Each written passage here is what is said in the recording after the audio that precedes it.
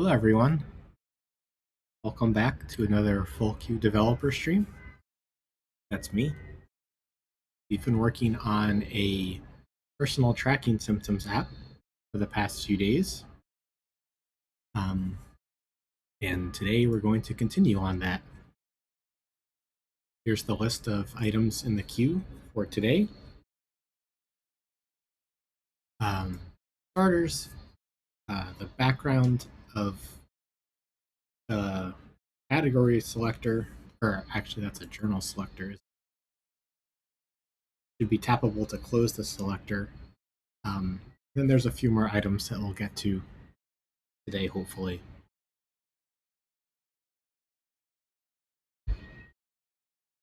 One other thing I was thinking of is maybe folks want to follow along and have the code on their desktop as well.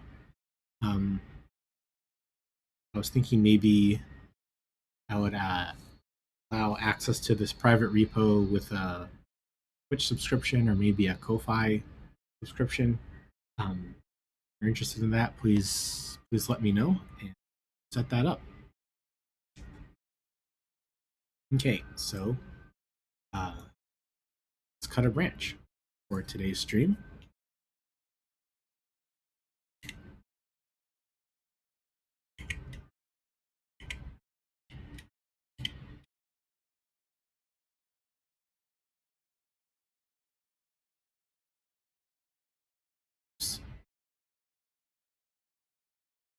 Should have been stream. There we go.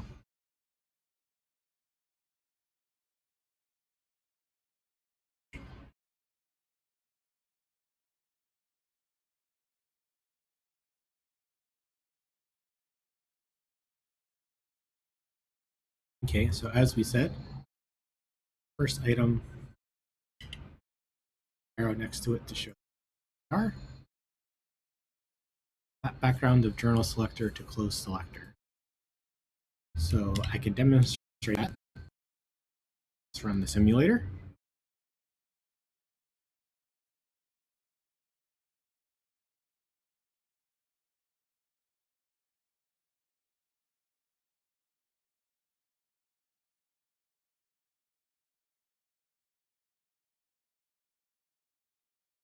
So this journal selector at the top, I can close it by clicking on the header. That's great. I can close it by selecting something. That's great. But if I click down here, nothing happens. And once you hold this in your hand, you really want tapping down here to have an effect. Also, I think I can show single touches. Yeah, there we go. Now you can see exactly when I'm clicking.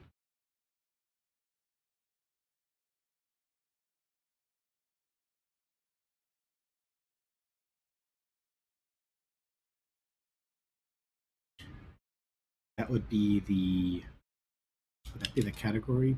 No, journal picker that got renamed.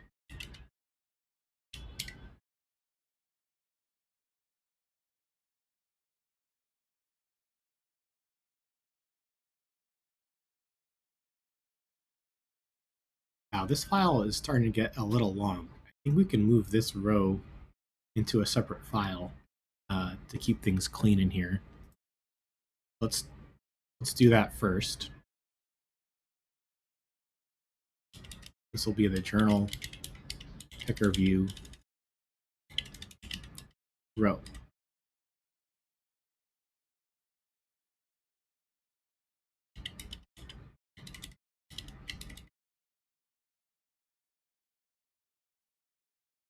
Then we can copy this out.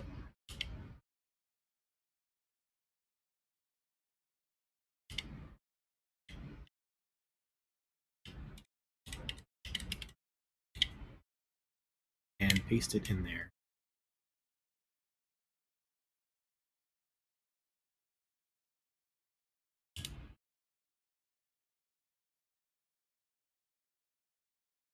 Okay, the compiler got confused for a moment, but it's fine now.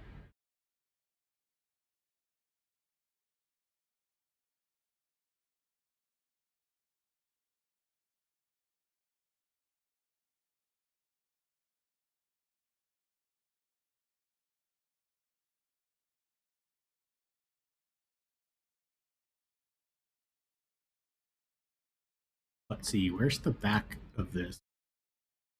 So here's the main buttons. Or here's the main buttons. This is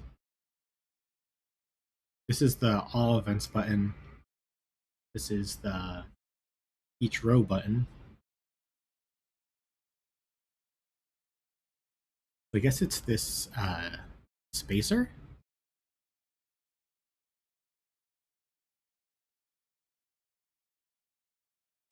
So if I put a button around this spacer,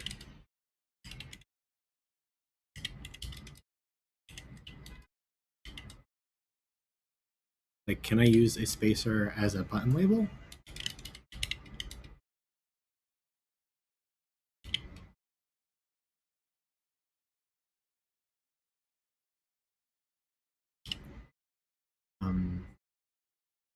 All right, close print. If we run this and tap, we get that. Whoa, well, for starters, that was weird.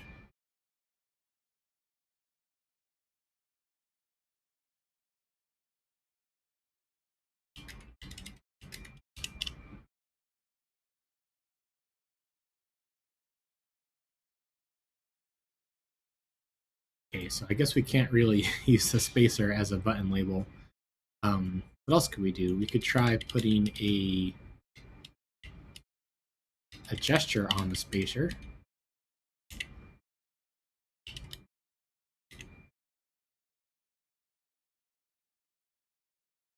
But we have an on tap gesture. Let's see.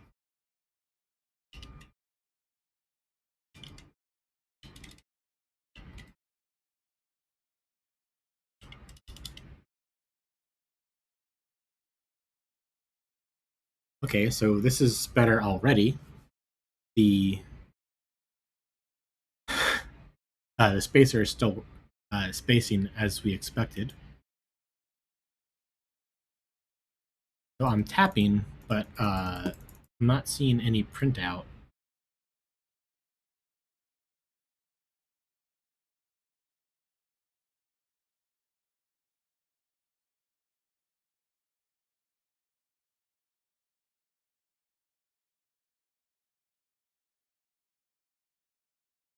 So that's a little unfortunate. I wonder if we move the spacer, move the tap gesture off the spacer and just onto the V stack itself that's surrounding all of it.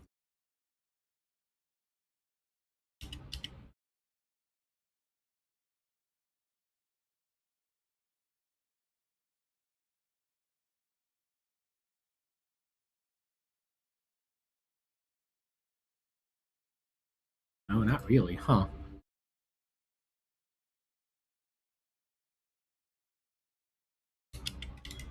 Put it on this background color.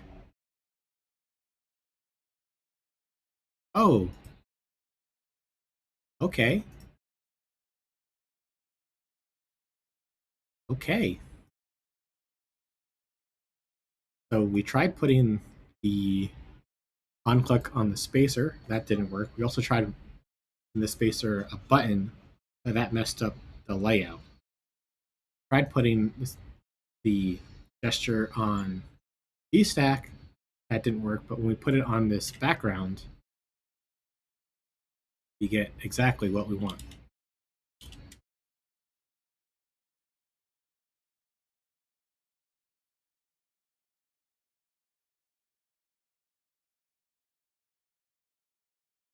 So how do we dismiss? I guess we set is showing to false.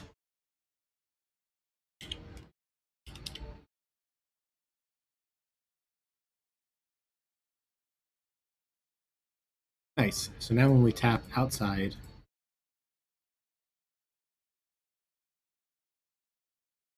It closes just as we would expect. Fantastic.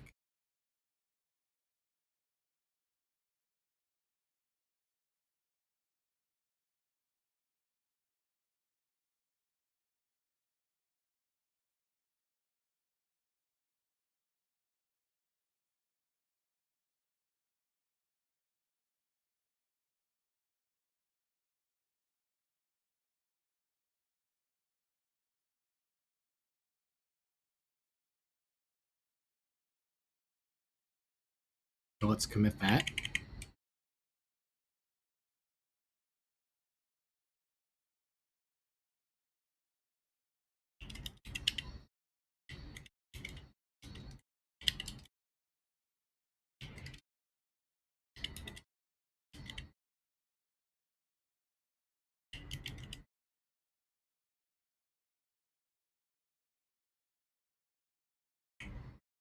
And publish that so that if anyone's following along, they can see it.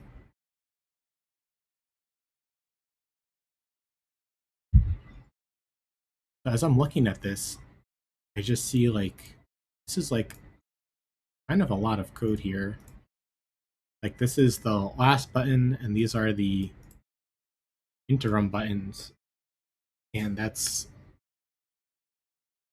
it's kind of a mouthful to look at. I wonder if it's useful to pull these out into smaller views.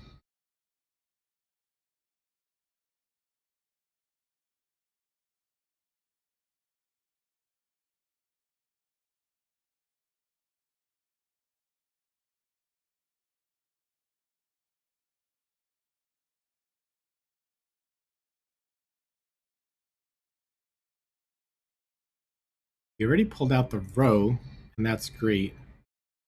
Um, it still just looks like a lot. Um, let's see, what are some alternatives? You try pulling out just the action and seeing if that cleans it up. We pull out this rectangle. Um, yeah, let's pull out this rectangle.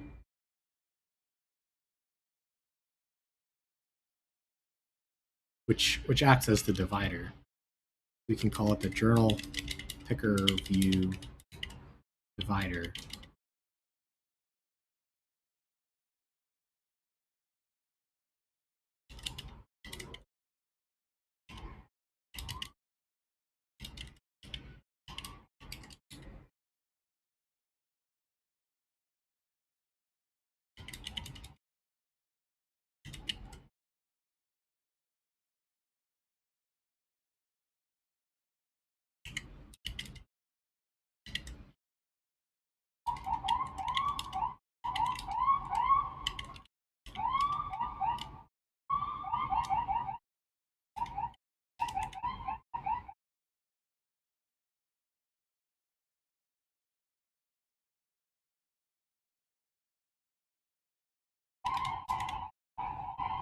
Because there's already a view called divider, this helps communicate to people reading the code that it's not the SwiftUI divider, it's the divider here.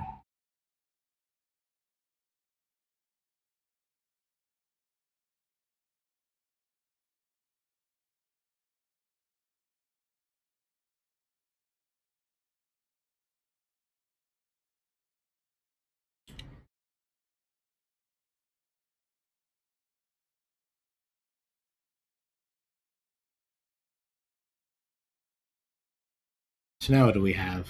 We look at this view, it's a VStack for loop with another button at the end.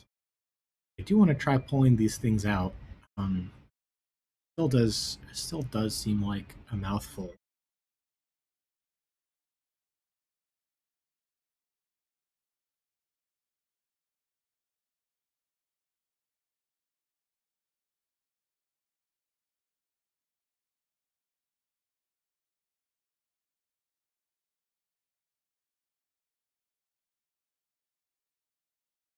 So this would be a journal selector button, and this would be the clear clear journal button, clear the filter button.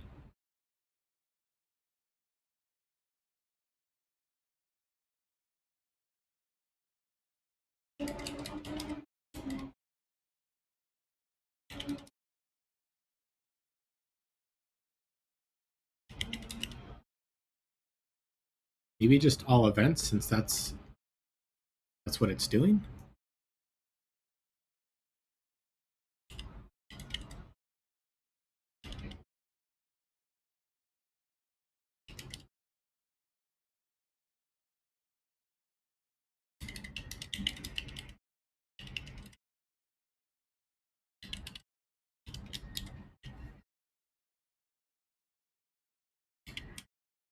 Pull this over here. What does it need? Um, oh, well, for starters, I need to properly define the body parameter. Then it looks like it needs two bindings, the current journal and the is showing journal picker.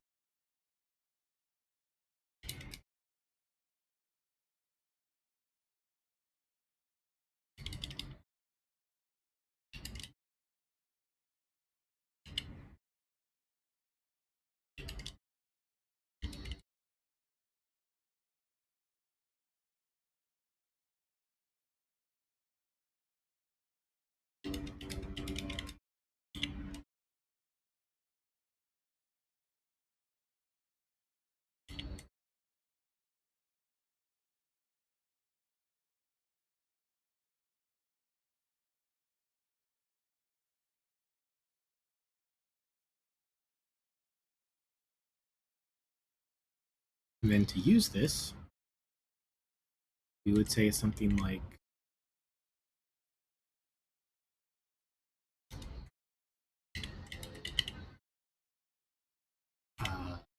we yes, help me with the current journal and is showing journal picker.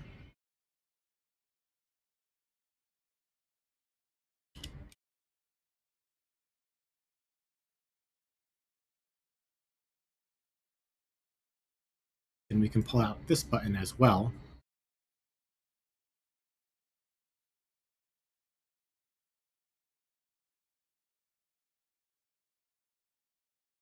Maybe the button should be named like show all events. And then the other button, the one that selects a journal, will be called like show journal button.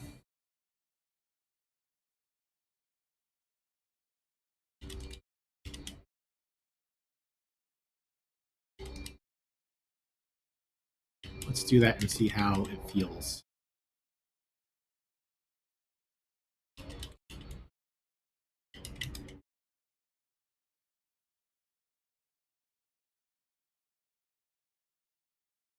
Then let's build out this other button.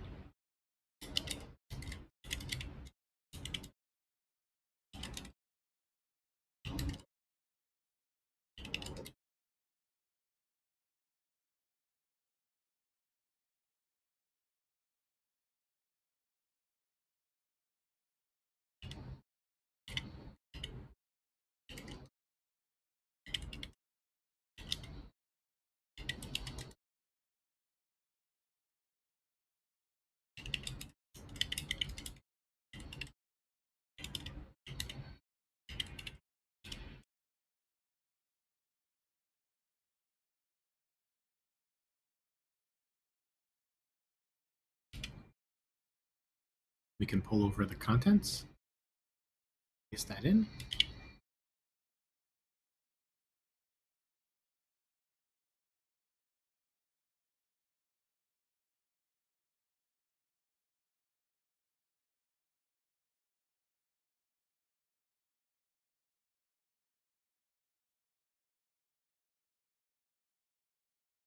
Right, so this has the journal passed in as well as a binding to the current journal.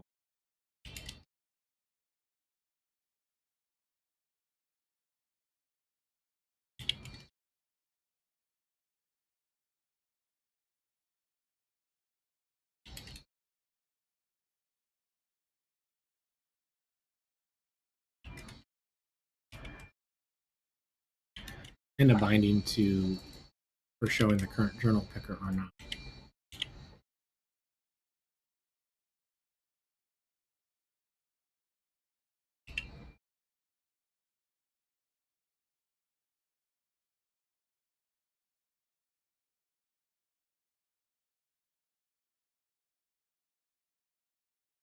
Oh, interesting.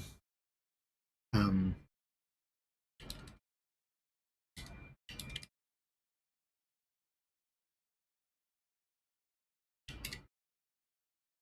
okay. Now if we use that in here, this would be good evening. Hey, welcome back, Dragon Dust. How are you doing? Show journal button. We pass in our bindings. Journal that button is going to show. The current journal. And then the binding so that it can hide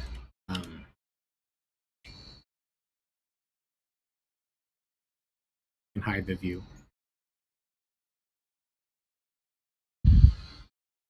So now this screen fits in one screen of text. You see that it's a loop of show journal buttons followed by all events button. The music is pretty loud in comparison to your voice. Oh, thanks for telling me. Let me turn it down a little bit.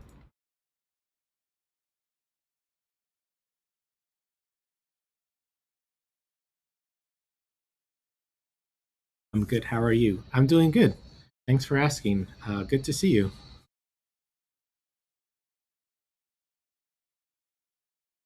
Let me know if I turned it down 15 decibels. Let me know how the music volume is.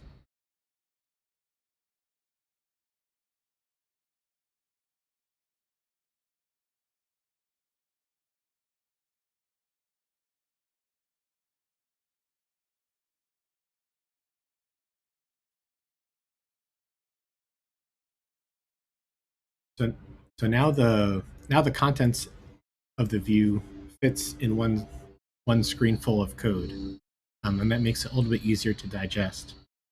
And each of our buttons also fit into one screen full of code.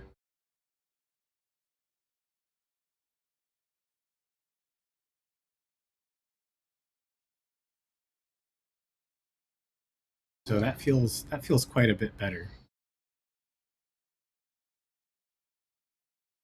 So let's go ahead and commit that.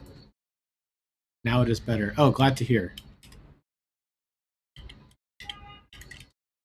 Up journal picker view.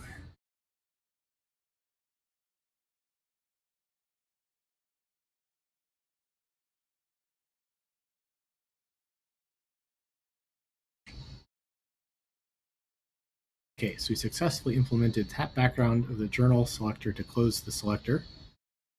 And we did a little bit of cleanup while we were in there. Okay, that is done. So next we have list occurrences by tapping on them. And I think what that means is right now when we click on something, nothing happens. We have the swipe to mark, but you don't see all the occurrences that happened, which would be nice to see, especially if you had one in by accident. So let's build out our list occurrences screen.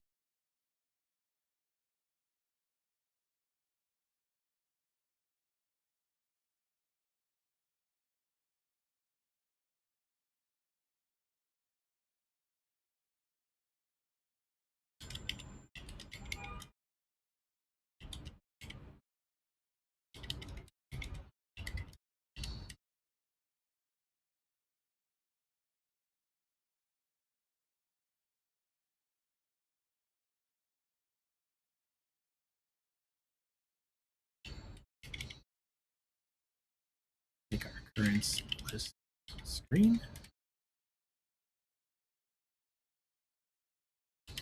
Import SwiftUI.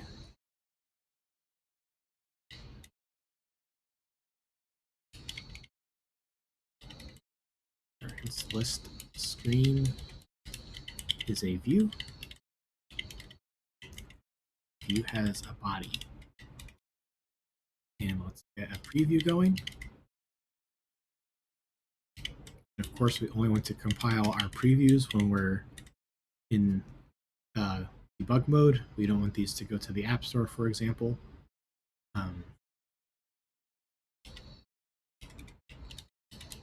Current screen previews.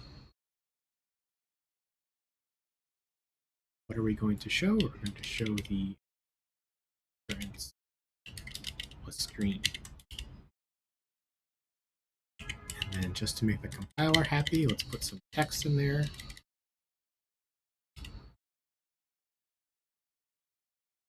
Those are other tabs.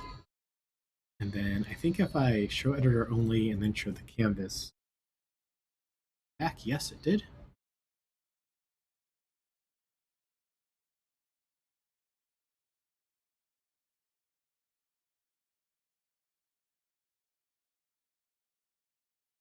And we're compiling. Cool.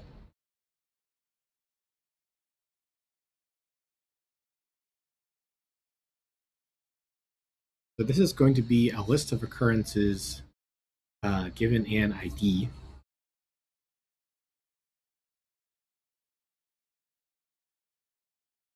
Of the event that we're looking at. So for starters, we're going to need our event ID.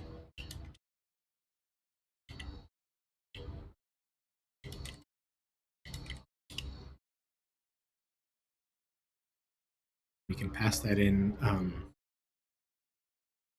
preview. And we'll get one from our fixtures.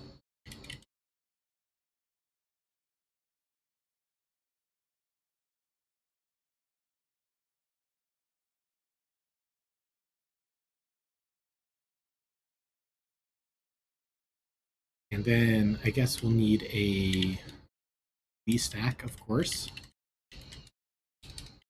to show our elements in.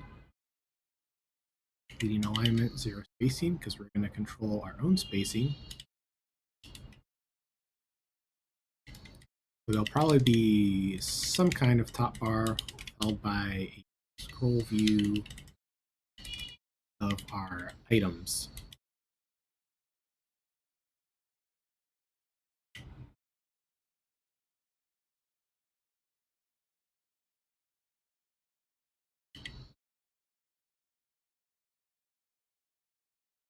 So just for now, let's just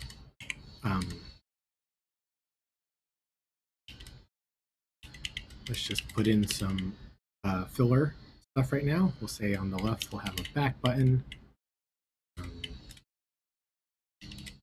Right, we'll have control button's going to be on the right button, and the center content something like.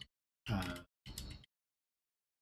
we know our event is sneezing, so we can just type that in for now to see something on screen.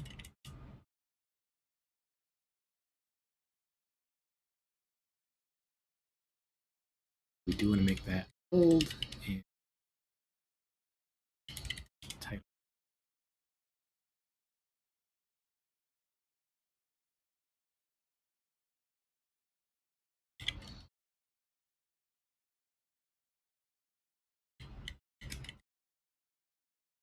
And we would want to show some items here as well.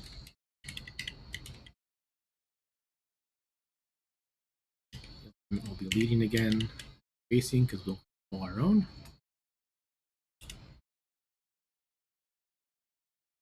Then we would have a for each, so to speak, of what? These would be, occurrences, I guess.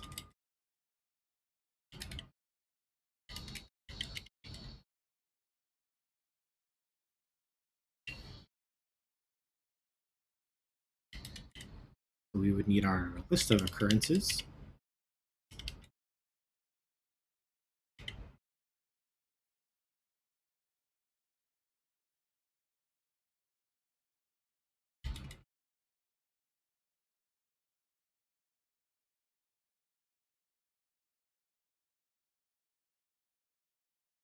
So then a few things. The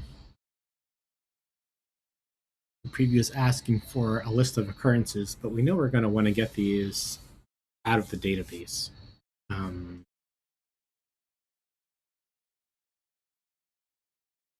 and not only that, we're also going to want to get the category color so that we can color the top bar correctly.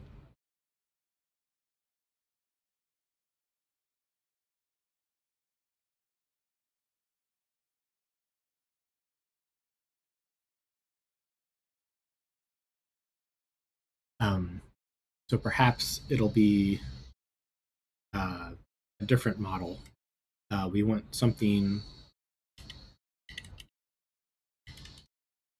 to say struct of something that has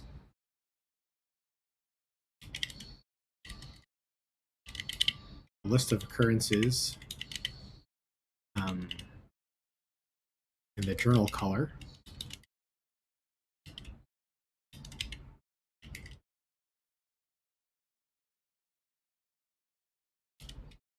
And also we want the event. We can show the event name.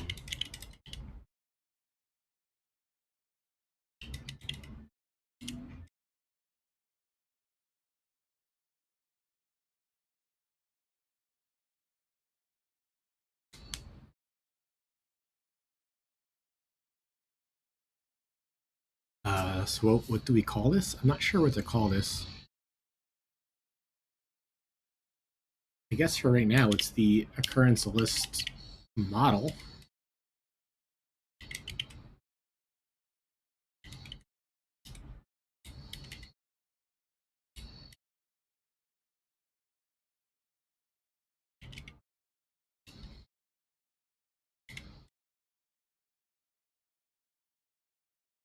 And of course, the compilers complain that we're not passing these in. But we're going to write a query for these. We're not going to pass these in.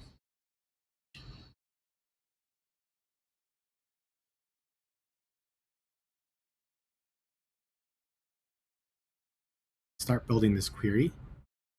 Wait, what did I call it? Occurrence list model?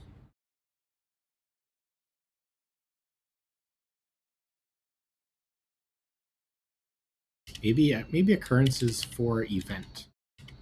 Occurrences by event. Occurrences for event.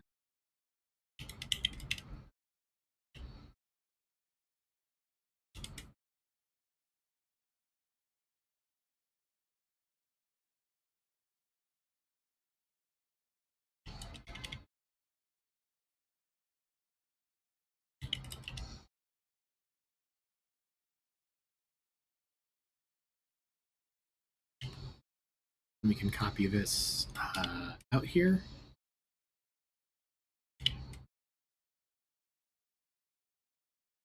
We know we'll need GRDB, which is our SQLite wrapper, and GRDB query, which is our SwiftUI wrapper around GRDB. And of course, combine.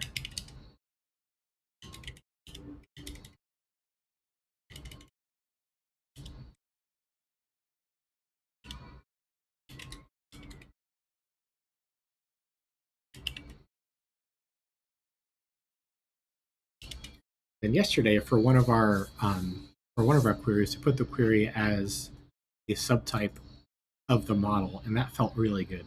I don't want to try it again here.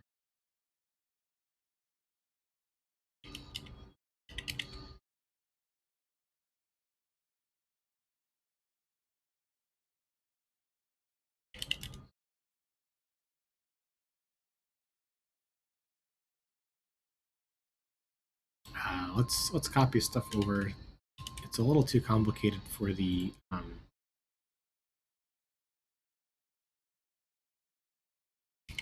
autocomplete to really be of help there.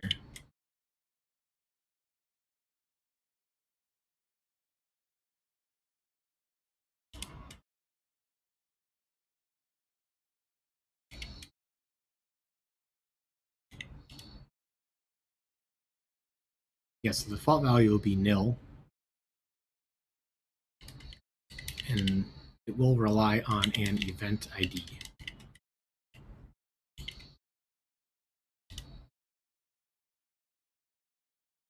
So let's copy over the publisher method.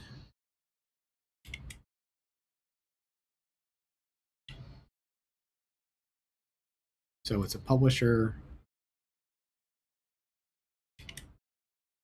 erase to any publisher that returns this occurrences for event model.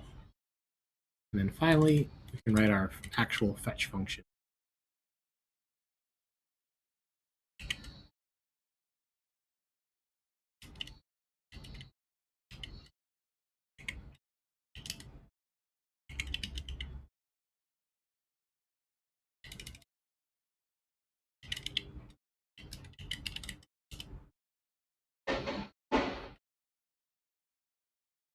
Type of expression is ambiguous with more context.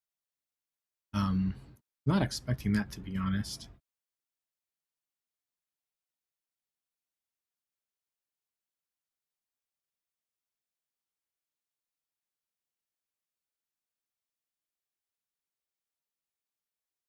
Maybe this is supposed to be just database? Oh, okay, yeah.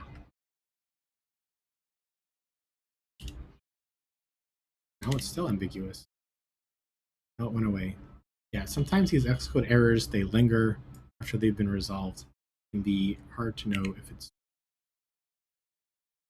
Let's see, so let's build this query. So we're getting an event record where the ID is the ID of this query.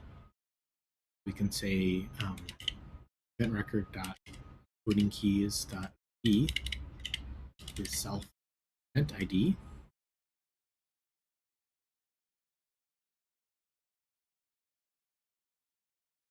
We'll be including the event record journal and including all the event record occurrences.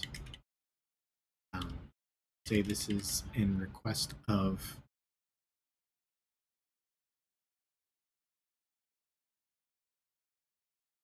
occurrences for event.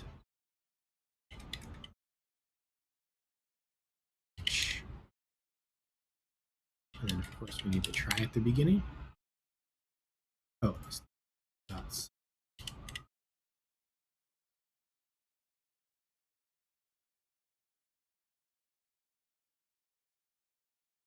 let's comment out this preview for now so that we can write a test for this query, show that we got it right.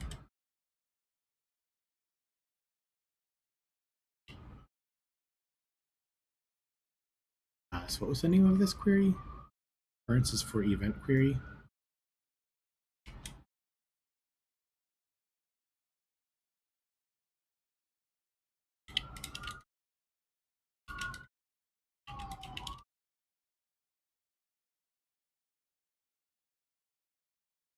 So of course we will import XCTest. We will import the app, and of course this needs to be testable import. Final class occurrences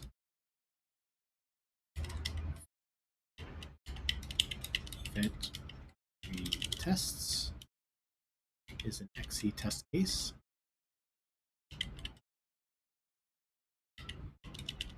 We want to test the fetch function, and it might throw. So first, we'll open a transaction on our fixture database.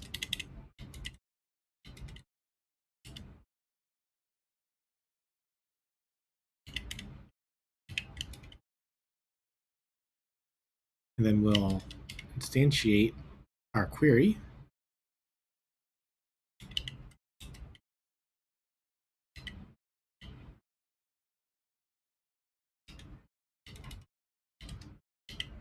which takes an event ID. So we can use, oops, you can take one of the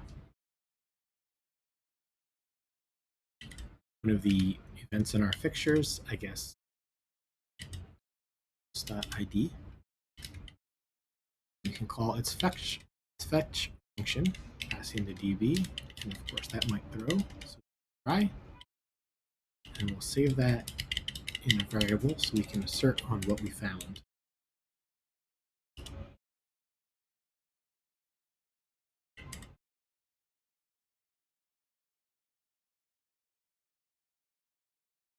Oh, and that can throw as well. Yes.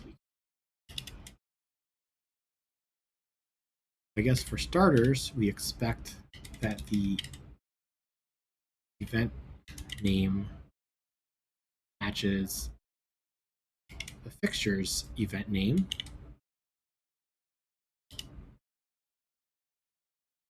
And we can just run that and see how far we get. Succeeded building. That's a good start. Test succeeded. Okay. Let's assert that the other things matched as well. So there was a journal on there. The journal displayed cold symptoms. We can assert on that. Oh, it still succeeded. Okay. And then we can assert that it found all the occurrences that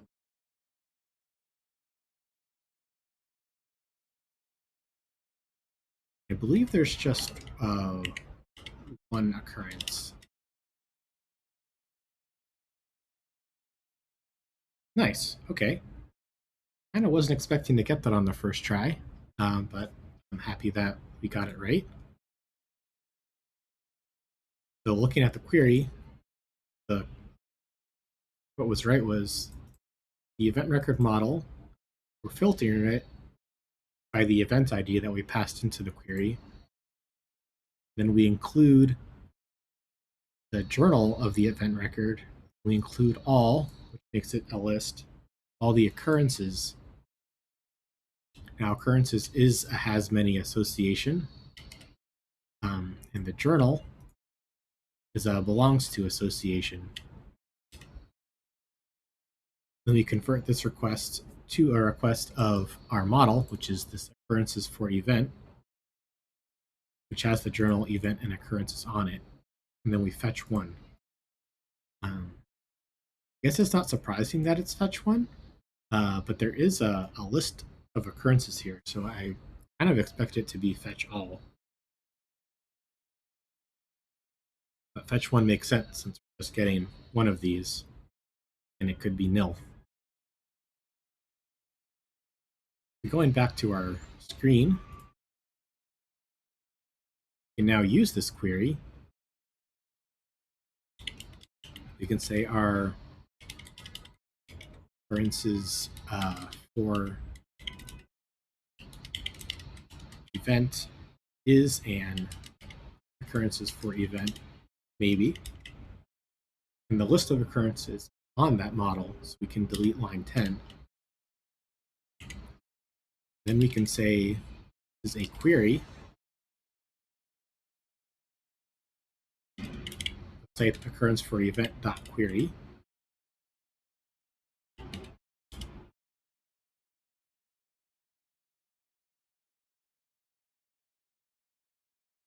And then we'll need to initialize that in the initialize method. Oh, and we need to need your query. So in our init, take an event ID. This is the ID type of an event record. Save that in our field. And then we'll initialize our query. Occurrences for event is a query. And it's a constant query because we want it to change every time this view rebuilds. This was occurrences for event.query. We pass in the event ID. Want it in app database. And yeah, we need a close print. Line there. Our build failure. All right, we were looping over occurrences before. And now those live on occurrences for event. You can say occurrences for event dot occurrences. Build failed. But here. Oh, must be unwrapped. Right, because it could be nil. So I suppose we'll need a if let you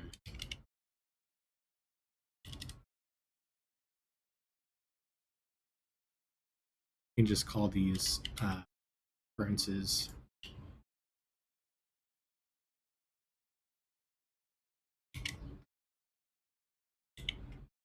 Let's see. So if it's here, we want to show this loop. It's not here. We want to show like some sort of not found message.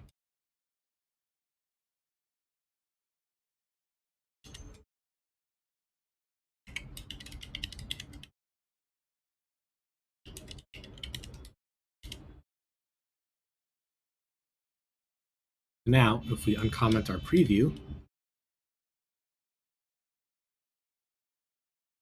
and resume,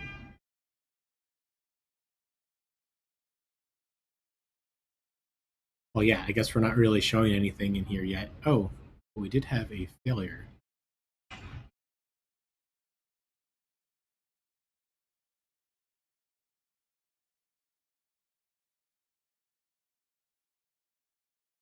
Why is mistake sometimes?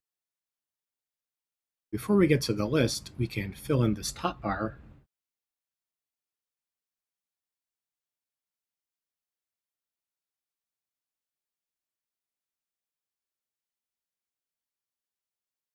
And say that the bar color will be the occurrences for event.journal.color.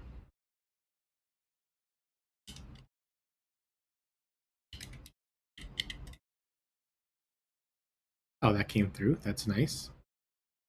You can say that the title is the occurrences for event and name, or perhaps found.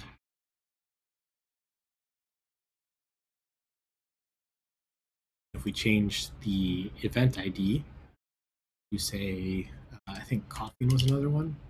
Yeah, that comes through right away. That's nice.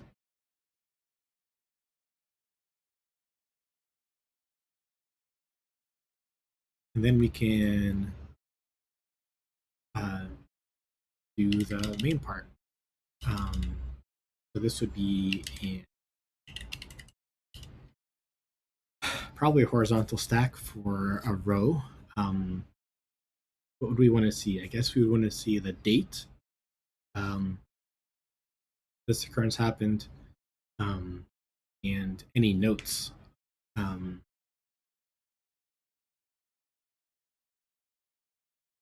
Let's see.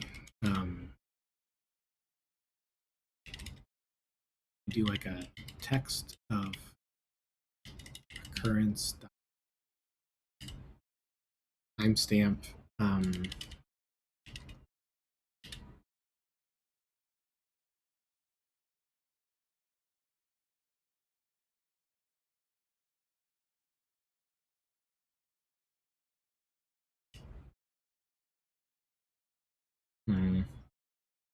Doesn't look right. If we say date,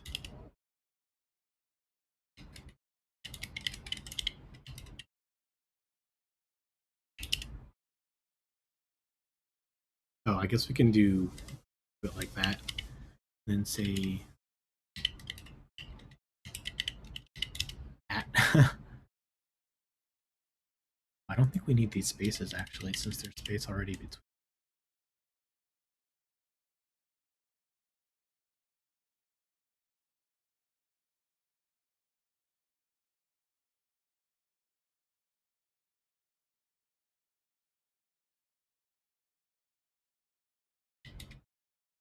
see. So we need some padding here.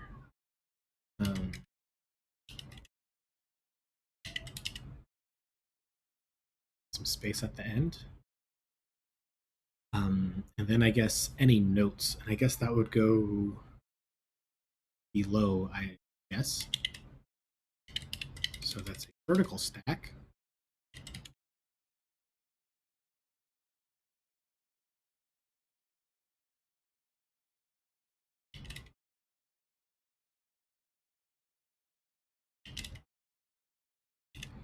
Text of occurrence dot note, and that could be nil. So I guess we want to say like yes a note, or yes here's the note, or there wasn't a note, perhaps.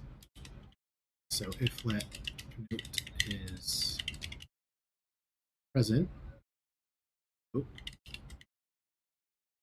and text is show the note. Otherwise, we can say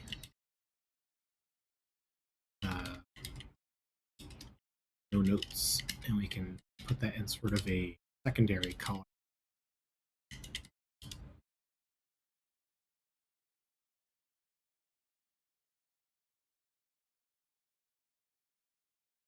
Oh, so this needs to be eating.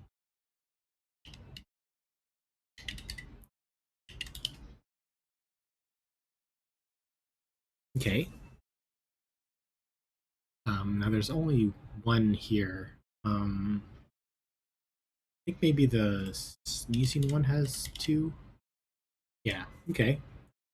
Either of them have notes. Do you think we want to make the date bold? Hold on here. No, they need to go on the text themselves.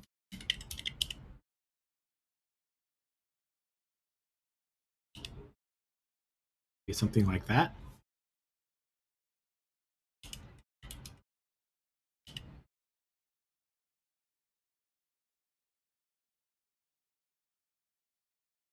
So let's put a note on one of these. We can on one of these fixtures so we can see what it might look like.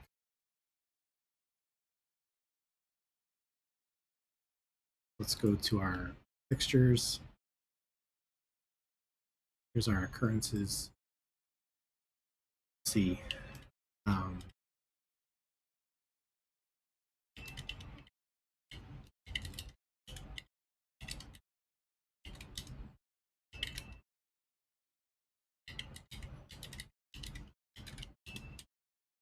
We put in a comment.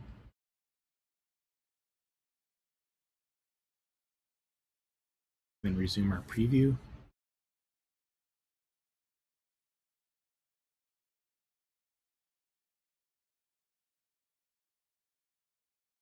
I think the whole top line needs to be bold, sort of give it some separation.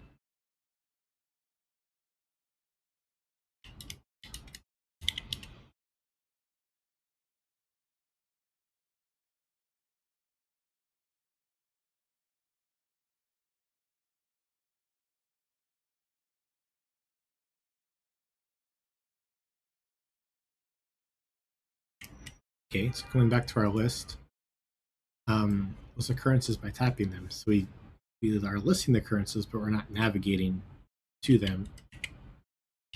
So find a way to get there.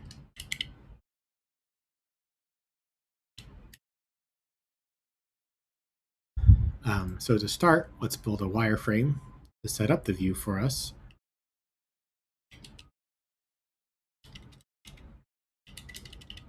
Occurrence list wireframe, which will set up the view.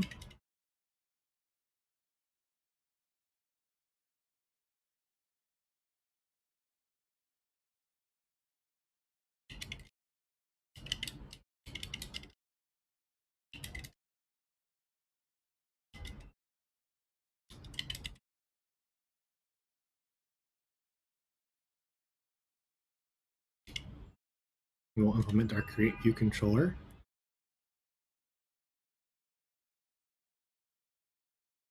So for right now, our VC will be a hosting view controller because we're using SwiftUI.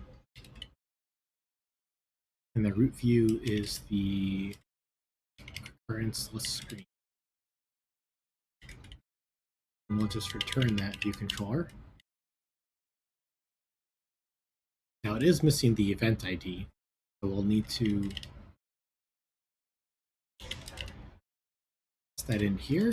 And of course, the wireframe does not yet have an event ID, so we'll declare it here as a parameter the wireframe needs.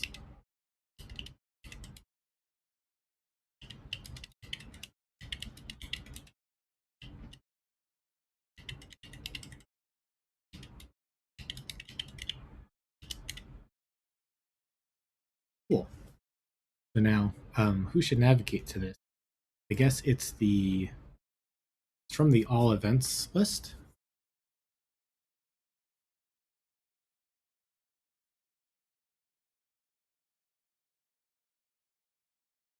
See, let's run the simulator to see where we want this to happen from. Yeah, if we click on something in all events or on a filtered events, we want to go to there. So I guess that would be the event list router to show occurrences for that event ID.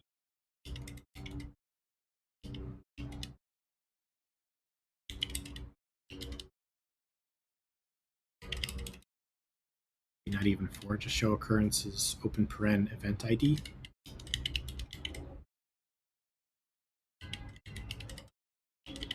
We can create the wireframe.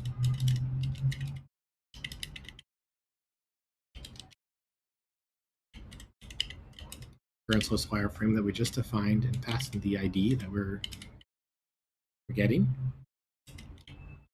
And then our navigation controller can push this wireframe.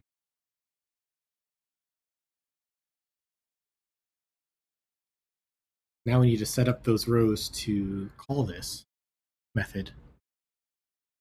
So the all events row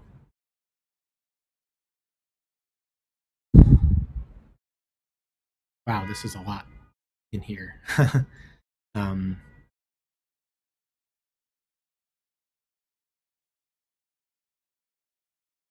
All events row model.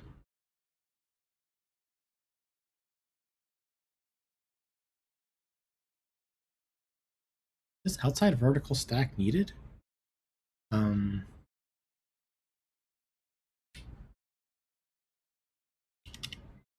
run it and see. Oh, that looks fine.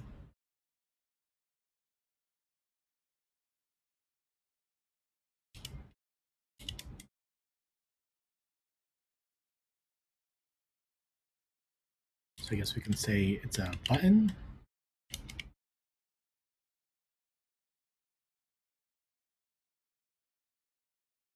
And the second part is label.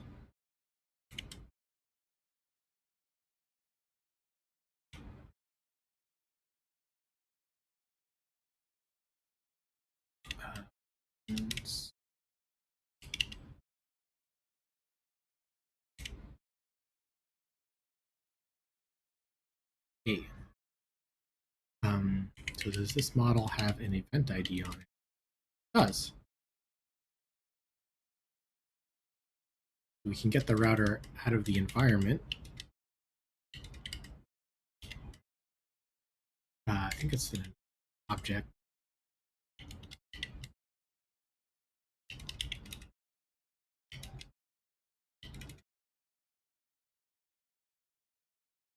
Oh, happy 3 o'clock, everyone.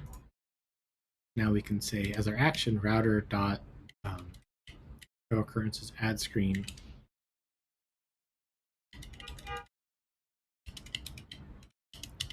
Given the ID of the event. So if we run that, run all events, we can.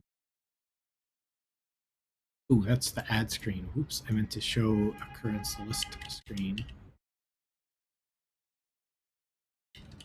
Or what did we call it?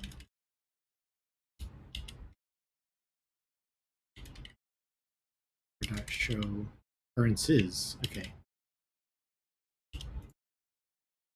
let's try writing that again.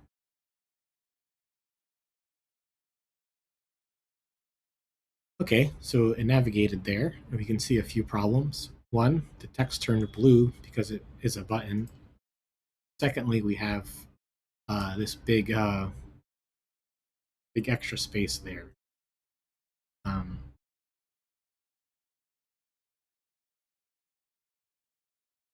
see, so for starters, we want to keep the foreground color to be the primary text color, and that should fix. Yes, that fixes the color changing blue. And then to fix the extra space at the top, let's hide the nav bar, since we're basically defining our own. And to do that, we say navigation bar is hidden. Now let's run it again. There we go. Oh, the back button isn't showing. Isn't working. Isn't hooked up yet at all, actually.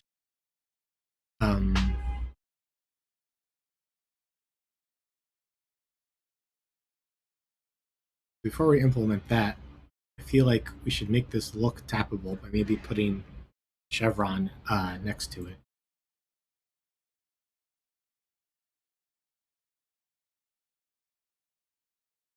That's an all events row.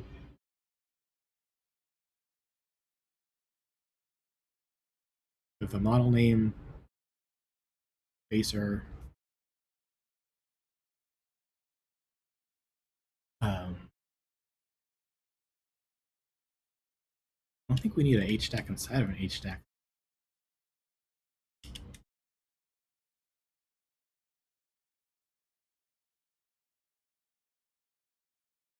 And at the end, we can put a chevron.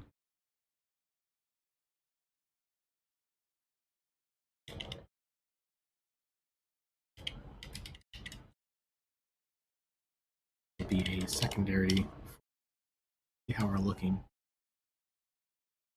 Okay, that looks reasonable. Now, before we come back to editing this screen, also make sure that when we're on a filter, yeah, this view needs updating as well.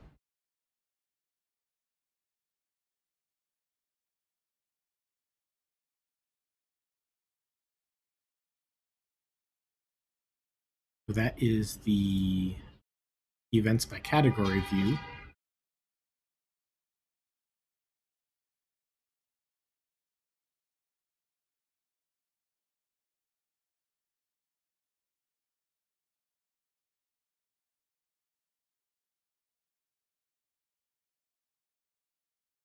So this needs to be a button as well.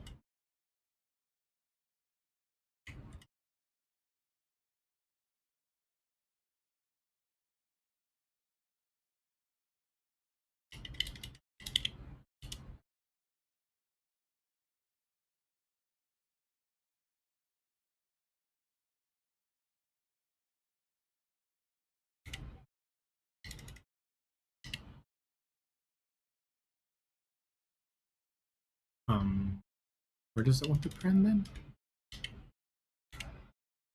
Okay, there, that's fine.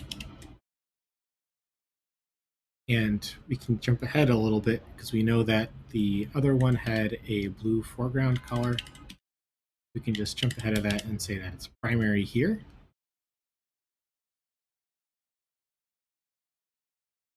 And we can, again, grab the router out of the environment.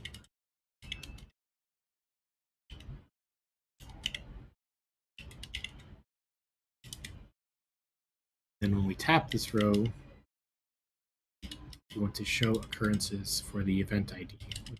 Row model event ID.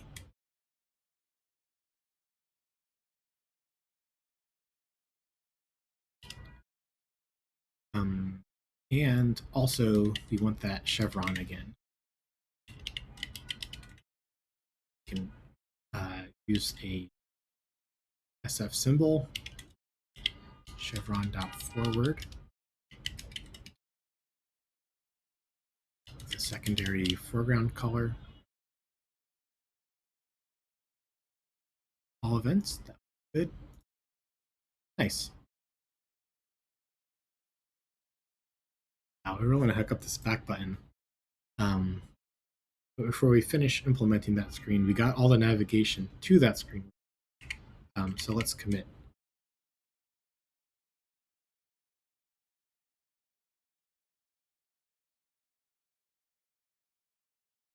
And say first pass at occurrences list screen. That's that. And nav to it from event list. Push that up for people following along at home.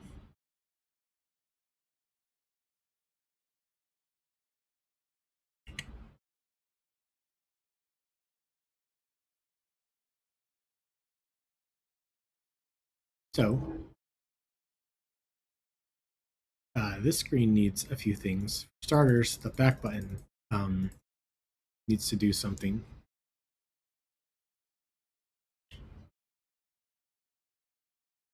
So let's come back to our occurrences list screen and implement that.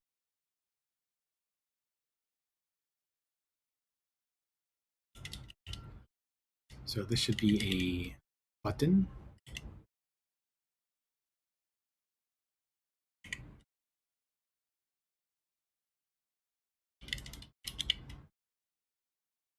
And this, we can probably put the little chevron in as well.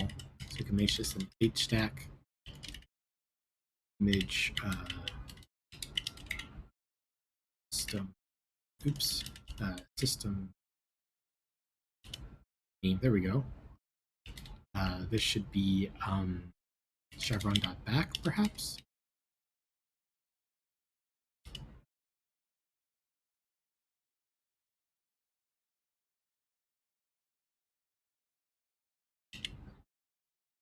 We need a close paren.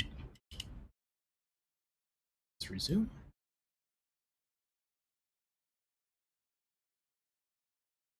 It's chevron.backward. There we go.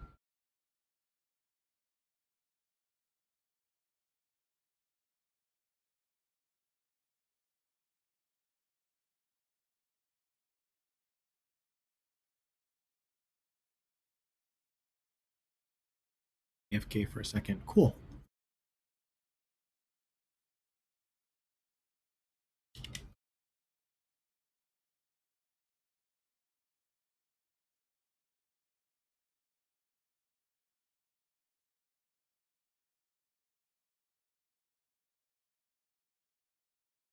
Then now that we have a button, we need to make it do something. We potentially want to have a router and say go back on it. But this screen does not yet have a router. So let's define a router.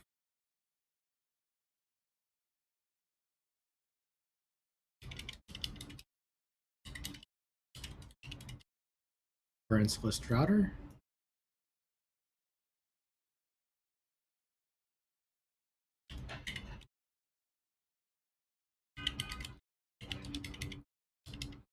Class occurrence list router.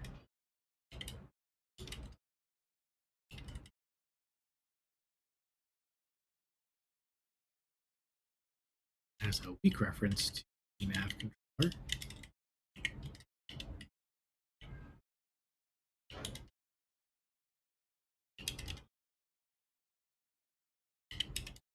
And you can optionally initialize it with a nav. We know we want it to have go back implemented. So we can say self.nav equals should be. And say nav pop.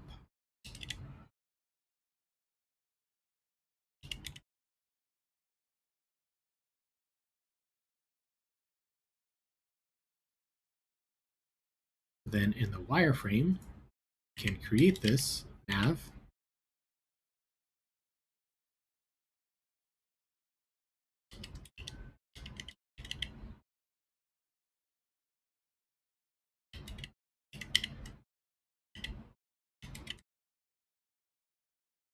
And so I guess the wireframe will need a reference to a navigation control.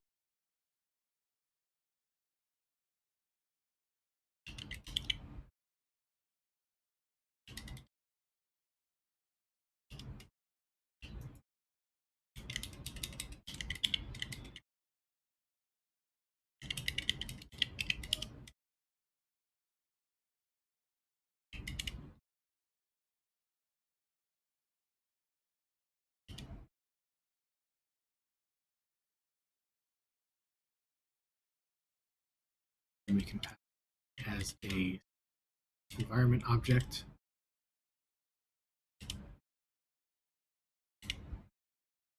Which means that needs to implement observable object.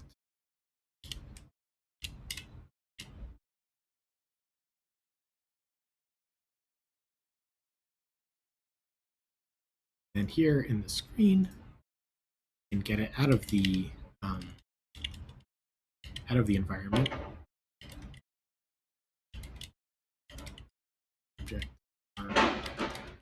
router of type useless screen.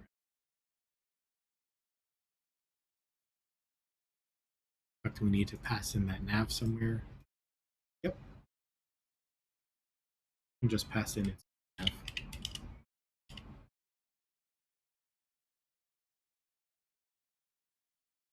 Oh, looks like we need to do a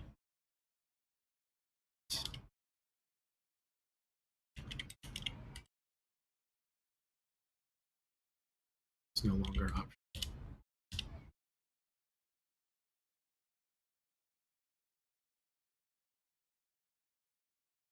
Now if we run, tap on it and click back.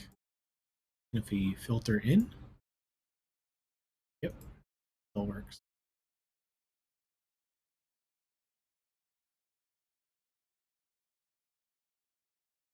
Cool.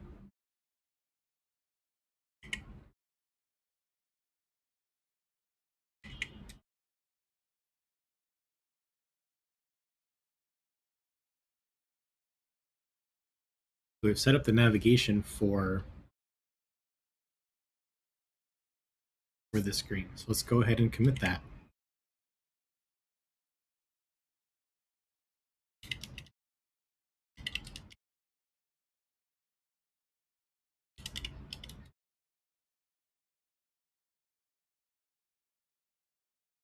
Yep, for going along at home.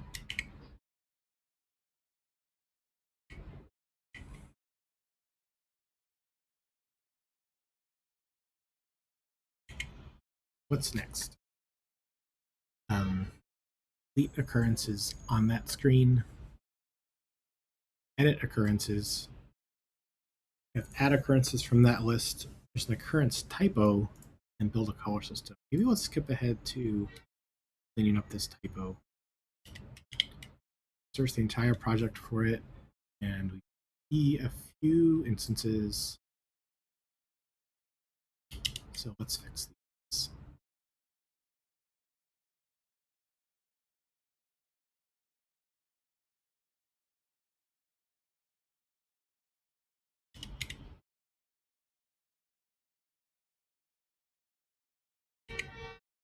Cool.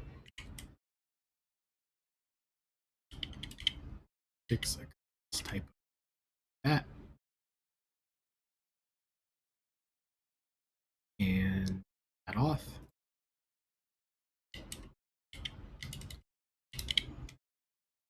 Let's move forward to deleting occurrences on that screen. Yeah, especially with the the swipe to add quickly. It would be nice to be able to delete one if you did so accidentally. Again, this is only for the person's own information. We don't need to force them to keep anything if they don't want it.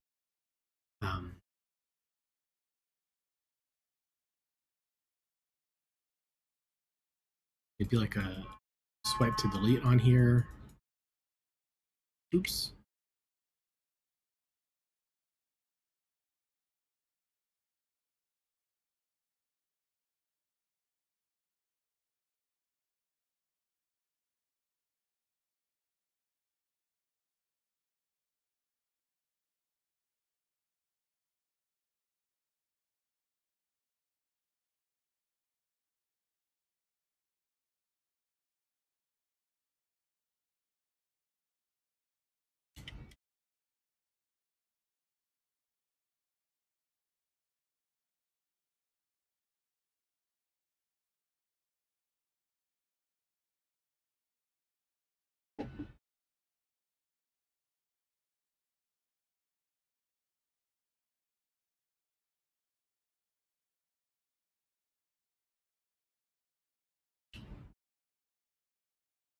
Let's see, so a few things. We want to use the swiping row that we used on the other screen. But also, there's just a lot going on in here. There's like the visuals for the row. There's this massive top bar.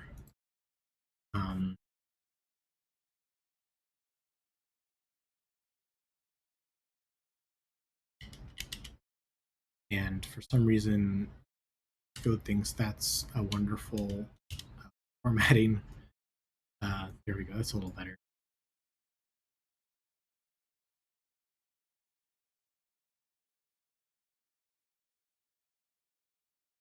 Let's extract the visuals for the row.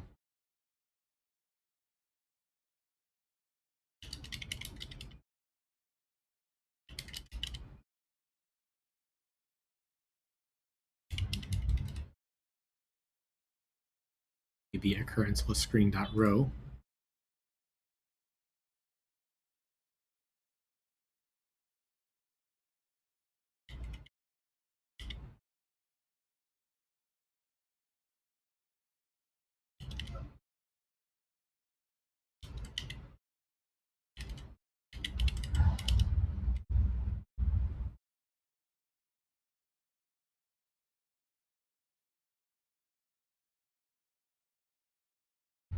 Then that's all of this.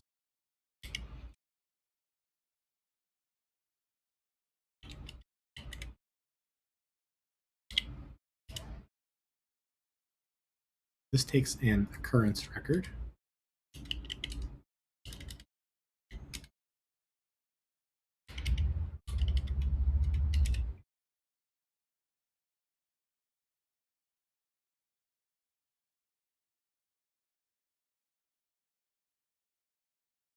Now let's use our view we just extracted instead of this.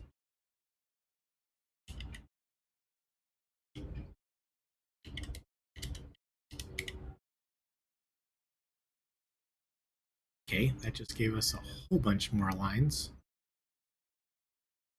And then perhaps this top bar could go to a different file.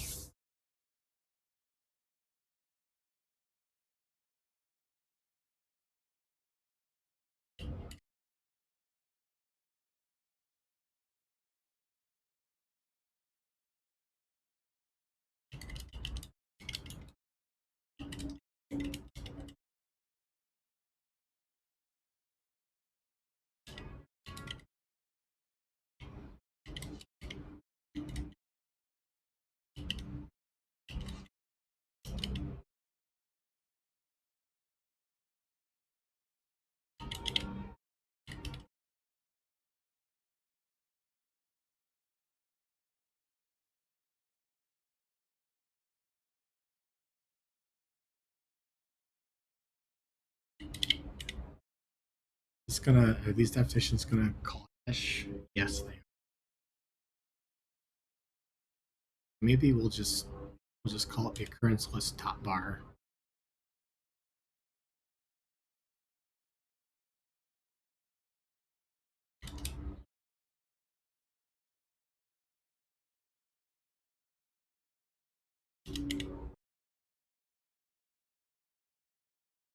This needs an event name, and it needs the router, and it needs the journal color. Oh, this should be a struct.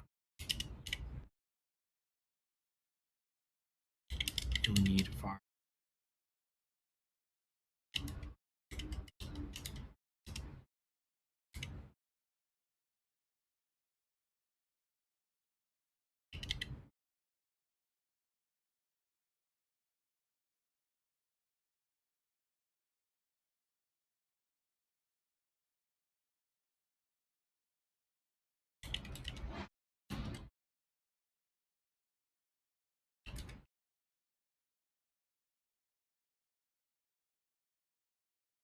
Router.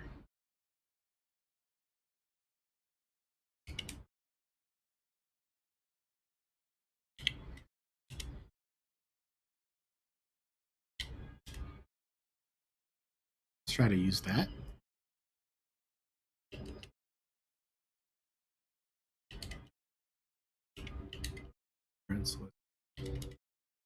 Top bar.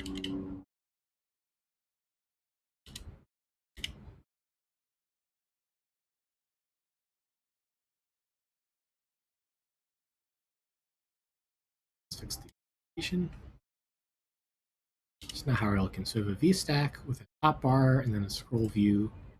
A little bit of if let action, but then the rows. Okay.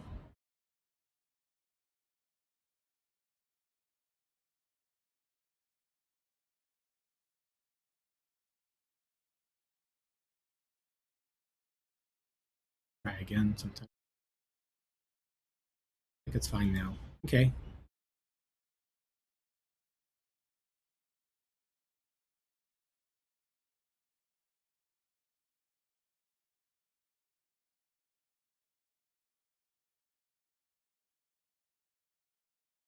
I wonder if this part here should be like the occurrence list view. So then it'll be the occurrence list top bar, followed by the occurrence list view.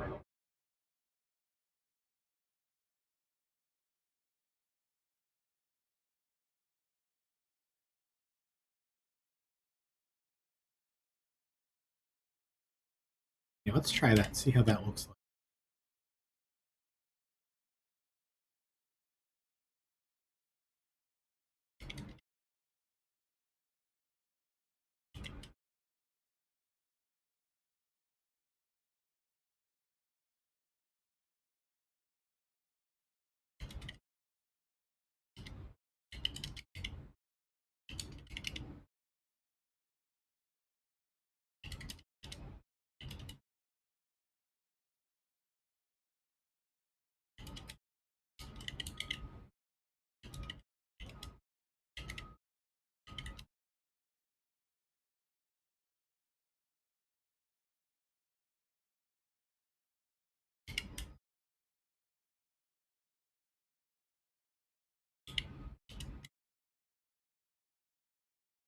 And then just like the top bar, for instance, for event model.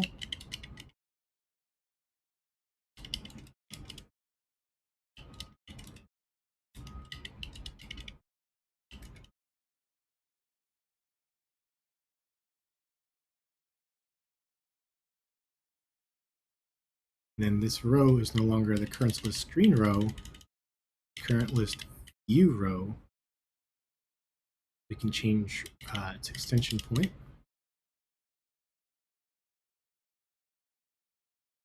Then this completely dies, and this is the current list view model.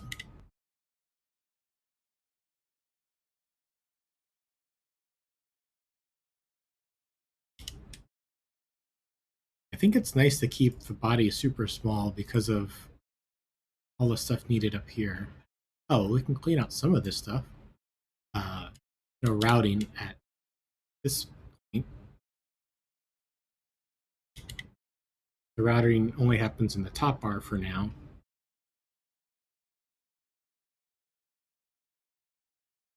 with the event ID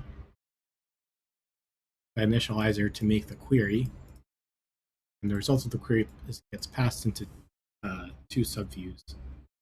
That feels manageable. That feels like a bite-sized amount, something to think about. Then our row, just a row, a bunch of H stacks and V stacks. A little wonky, but I don't think this is worth cleaning up that much. Top bar, then our list view. This becomes nice and succinct. The scroll view, vertically stacking our rows if we have a model. Otherwise, say not found.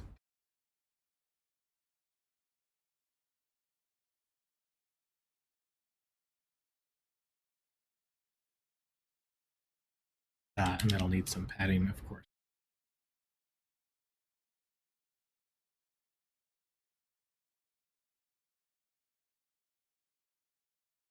Let's see. So we did some cleanup, and we were in the middle of delete occurrences on that screen. Okay. So coming back to our task at hand, let's commit the cleanup and start on that swipe to delete.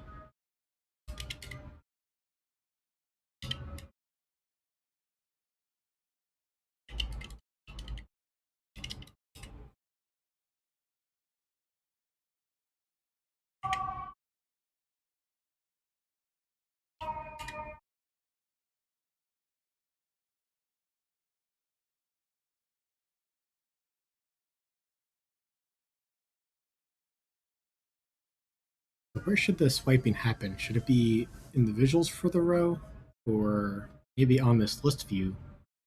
Because this is so nice and succinct, perhaps there's room here. Let's see, what does our swiping row look like?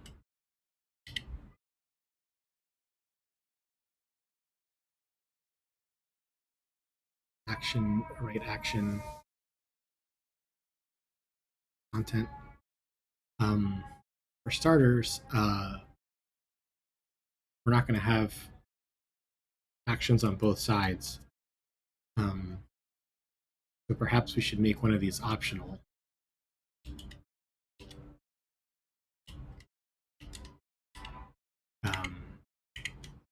So to do that, we have a subtask of swiping row with only one side swiping, or make actions optional.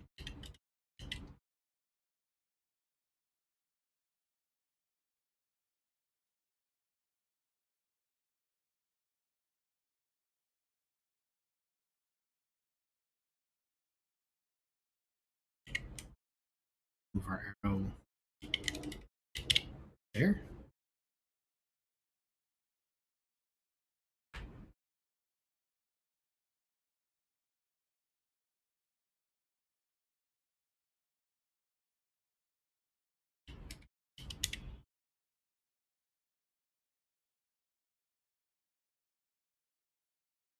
Okay, so if the left action is optional, let's say if equals left action,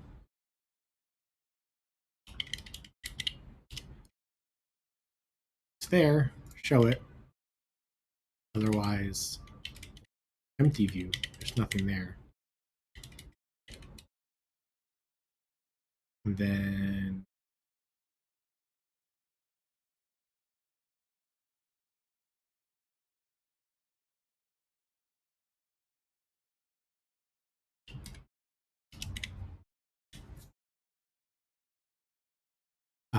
but I guess more importantly, we want to say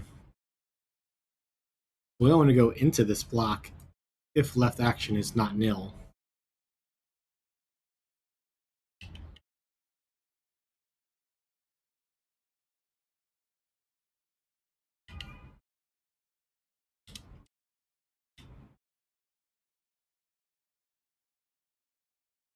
Cool. So we're compiling. we can show that, oh my, show that swiping is not working at all right now.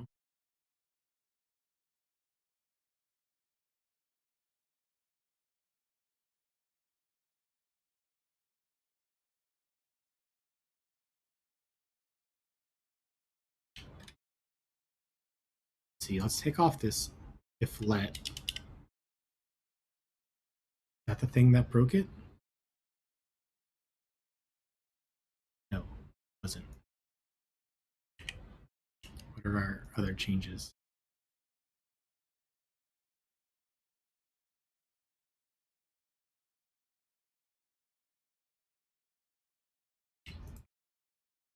For our changes,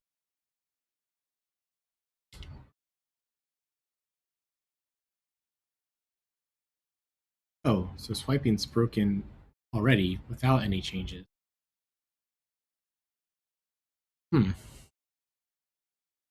What if it was this tapping? Because that makes the button go.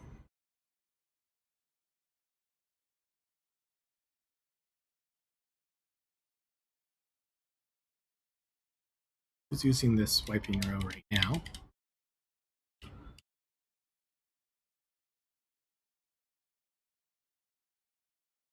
Is this occurrence marking row?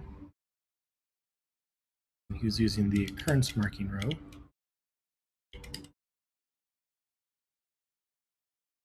Yeah, the all events view.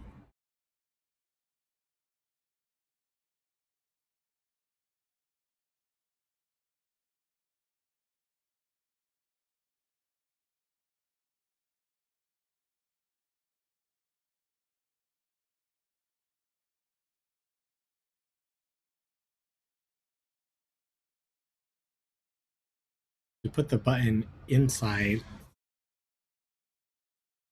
That mean we have to move this button to outside? Well, for starters, if we just take the button off,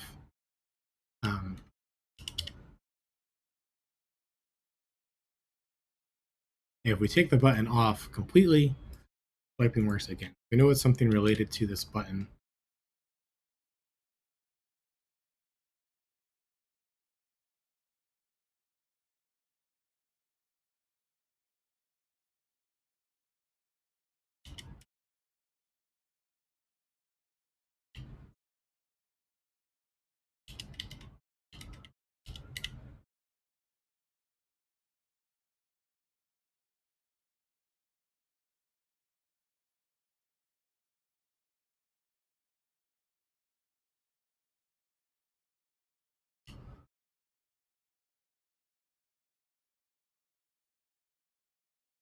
What if we move this button to be further outside?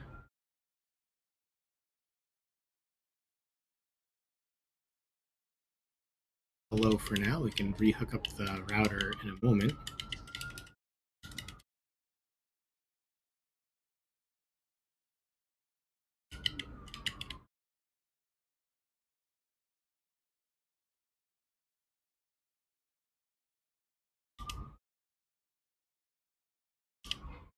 Okay, so if we run it, we can swipe again, and we get the tap. Fascinating. But I guess there's that sort of initial catch by the button that like changes the opacity of the view. You see behind it a little.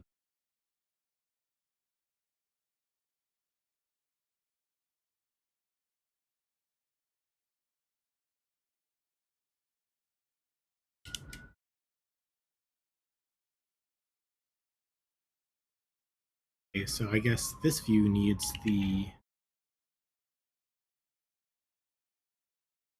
router.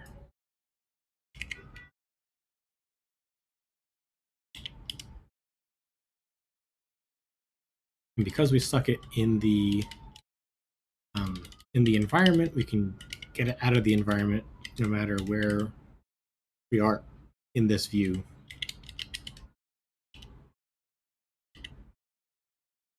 That makes me happy that we used that approach here.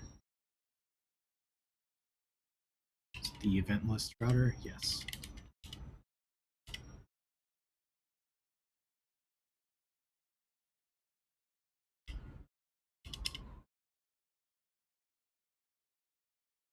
And we can tap, swipe.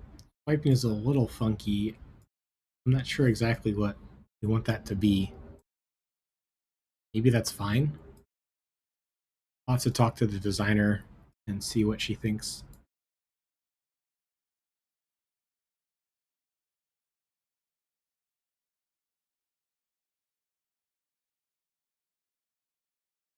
Now we should also fix the other screen here.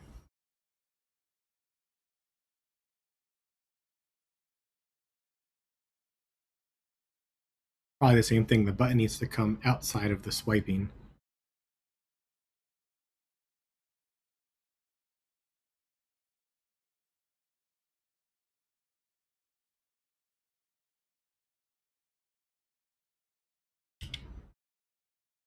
The only downside with environments object is that error occur only on runtime when you forget to inject it.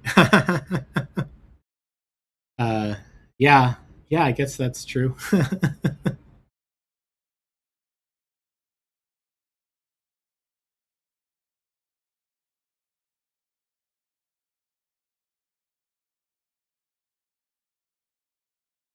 Yeah, I wonder if there's some way to assert that. I guess we're creating them in our wireframes. Um, and I guess at least with other like older Viper style, like you're creating a lot of stuff in the wireframe and you're hooking them up manually, probably by means of a template. You're probably templatizing your wireframes a little bit. Because these are so short, I've been doing them by hand. So yeah, there is a chance I could forget to add the router in. Um, yeah, that is a risk.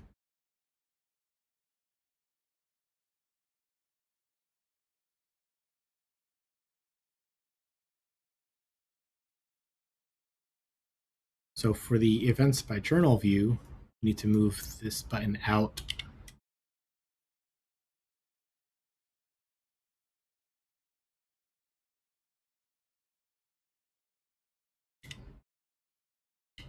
Okay, that's compiling.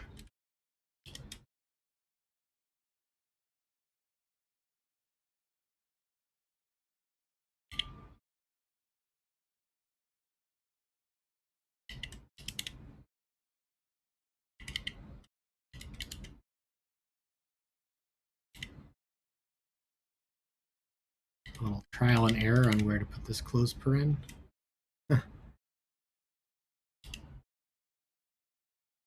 The formatting.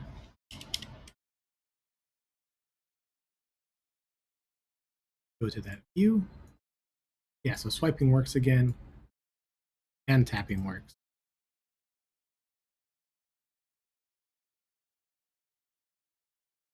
Okay, I think we should commit that little fix that I didn't even realize that we broke.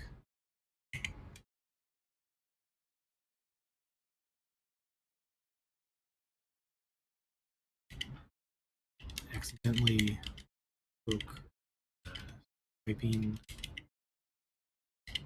by heading in nav button.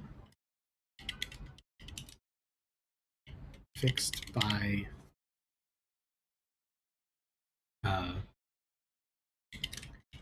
moving button to up in the view hierarchy.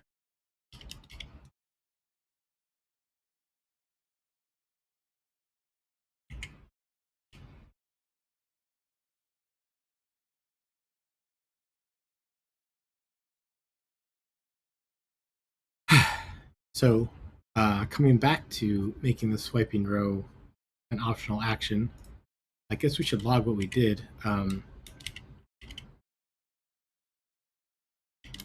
Accidentally broke swiping.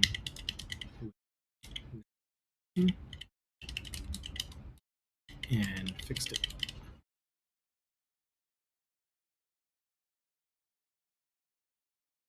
Okay, swiping row, the action needs to be optional. Close the other tabs.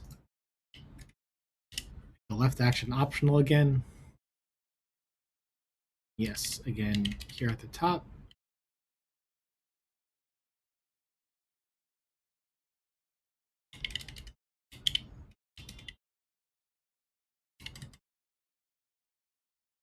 So it'll be show the left action or an empty view.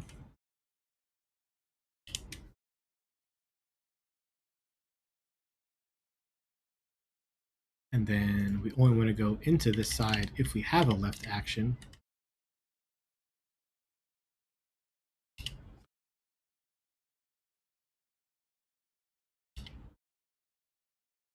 Run and see where we're at. Okay, so swiping works.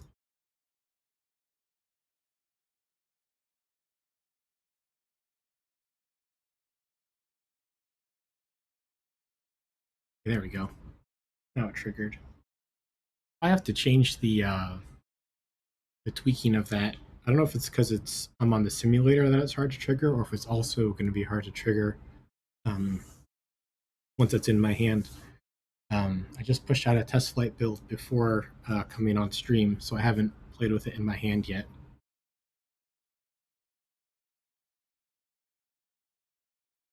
So now that it's now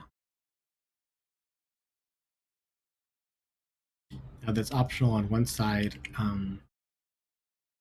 we should probably make it optional on both sides.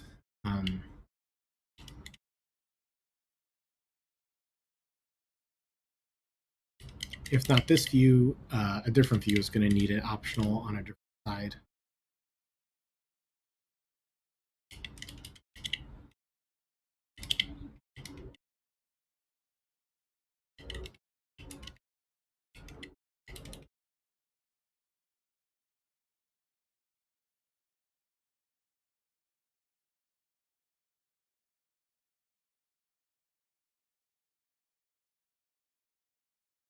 Oh, interesting.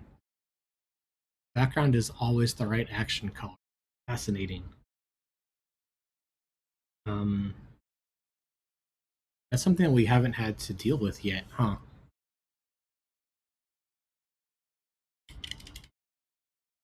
Let's pull in the background colors. See how this affects what we're doing.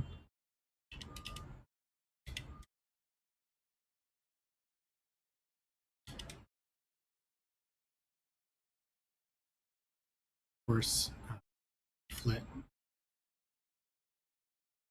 like on the left action that we did.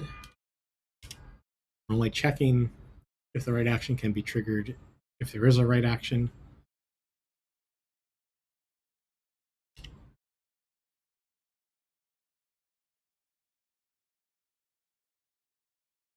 Oh, that's so weird looking.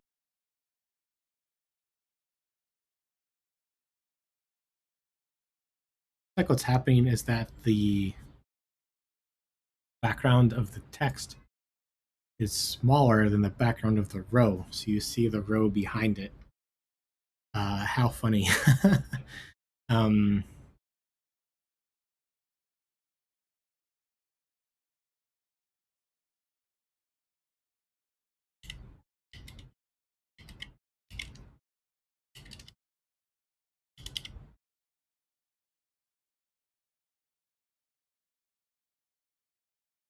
no, that did not change.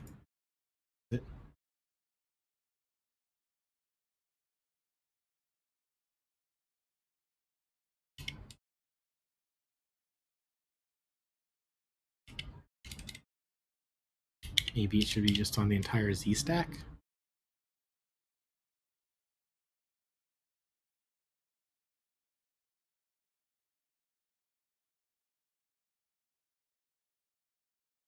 Let's see, let's think about this. So we have a Z stack, an H stack over it, and then the content on top of it.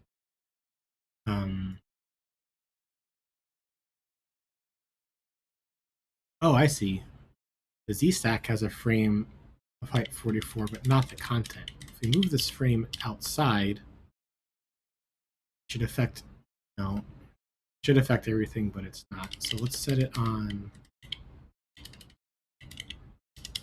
both of them individually. No. Take off the frame. Take off the frame, now we have both of them looking funky.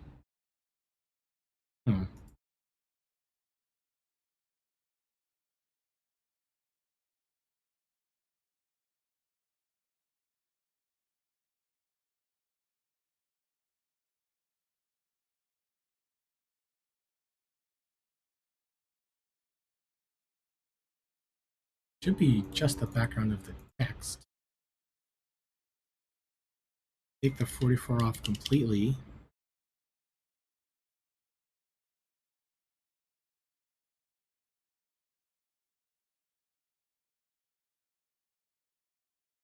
We can see what it looks like. It looks okay back there.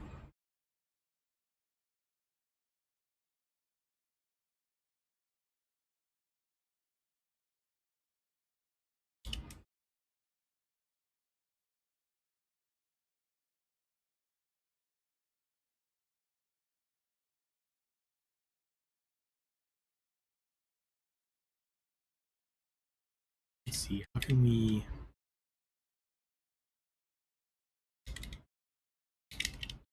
line everything up?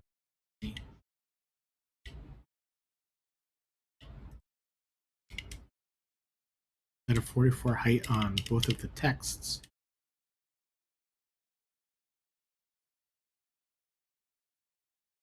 And on the entire thing. Hopefully that'll line them up.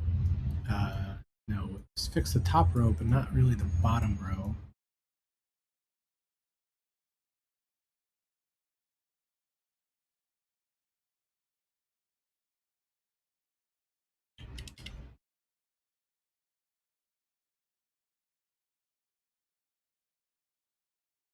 Fascinating.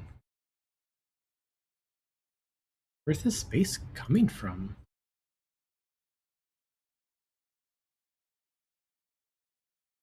There's no spacing on a Z stack. There is spacing on an H stack. Let's set that to 0.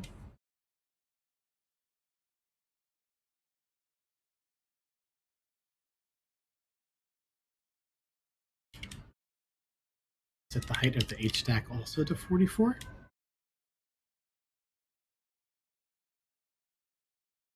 There's still this extra space.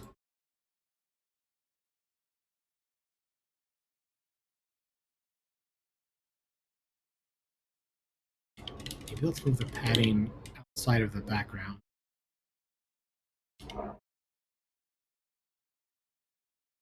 Oh, okay.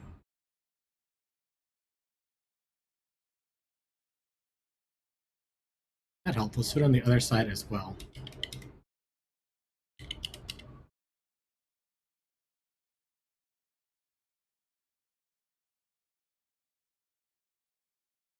Oh, fascinating, but then it makes the background look really tiny.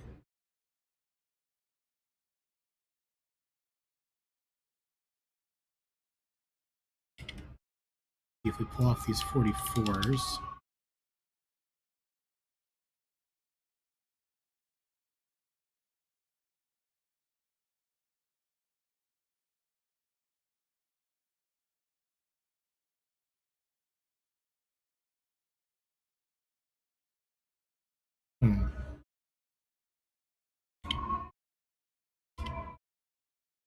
the frame on the inside.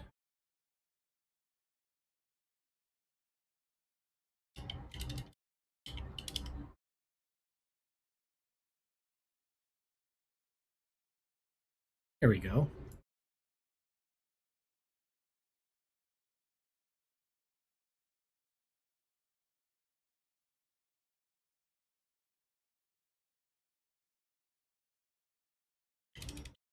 Let's try putting trailing pattern there.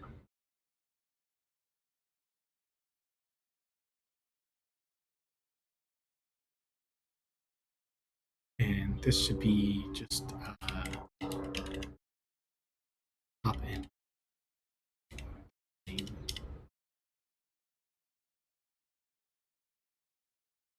There we go. That's what we wanted to look. And then let's do this also on the left side. Last padding is just top and bottom padding.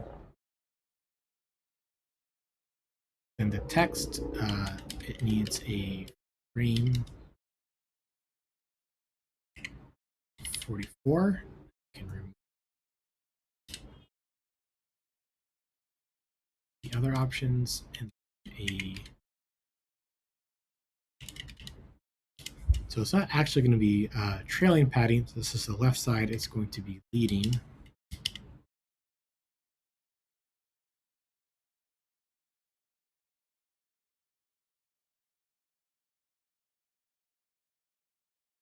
Oh, I think it needs padding on both sides actually. Because look at this next to Mark. It's just so abrupt.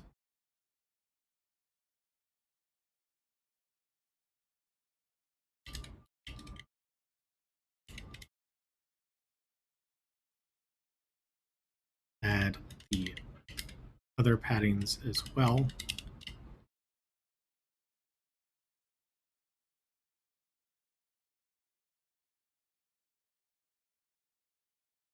Yeah, this really makes that that fade really distracting.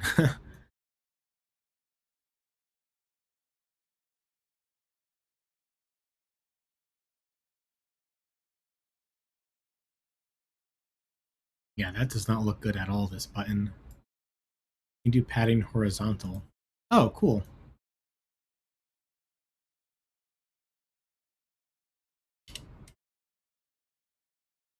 Awesome, thanks so much. Is there a padding vertical? Yes.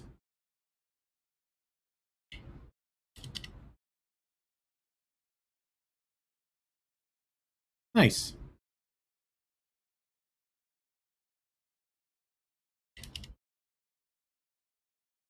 Do I need all of these frame 44s? That one? Do I need this one?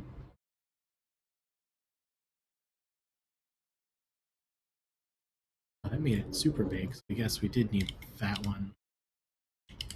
We need the one content.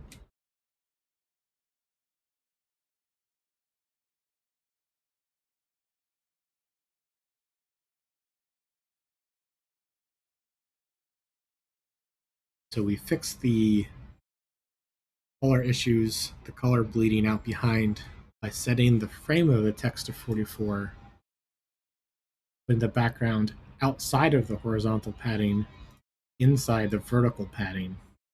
And that made it so that the color didn't bleed out beyond the text. And now we have another issue, which is that when we tap,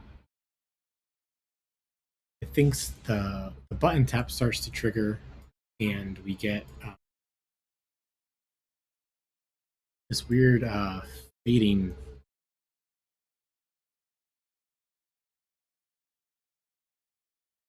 So I wonder if we should do this with a gesture instead of a button.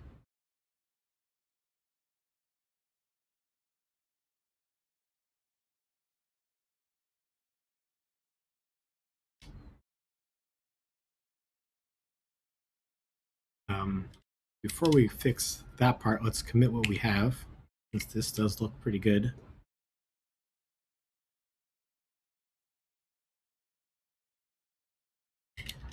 Make actions optional and fix color bleeding.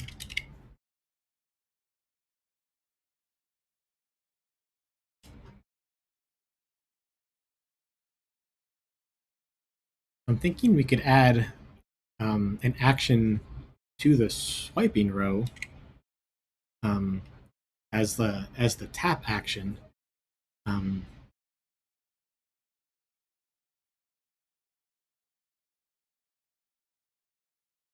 because this transparency that SwiftUI is doing for us with the button is not it's not look good.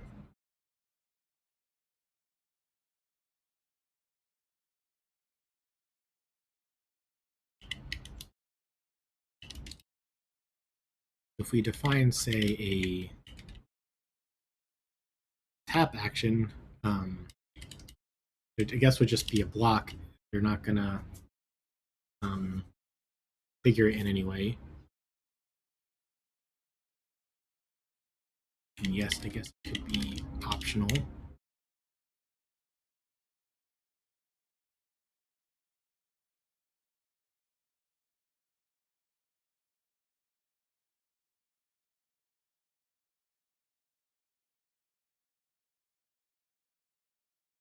And now we broke the compiler, so let's add the tap action.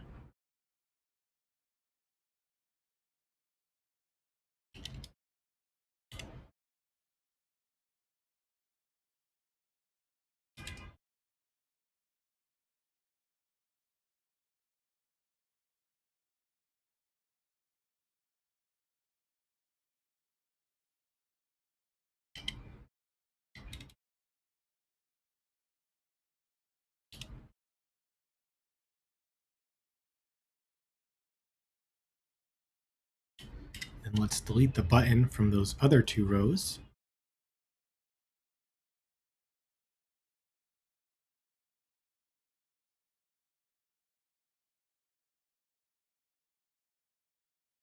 The indentation. And on all events row,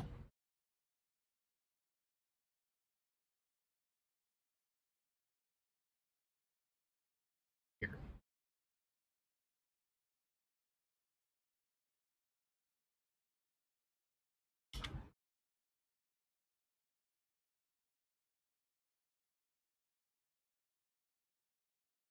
Okay, so we're not, no, it was the button that was causing the weird transparency. And see that it's gone. Um, Also, our tap action isn't gone because we deleted it. So let's see what we can do here. So perhaps we can add another gesture.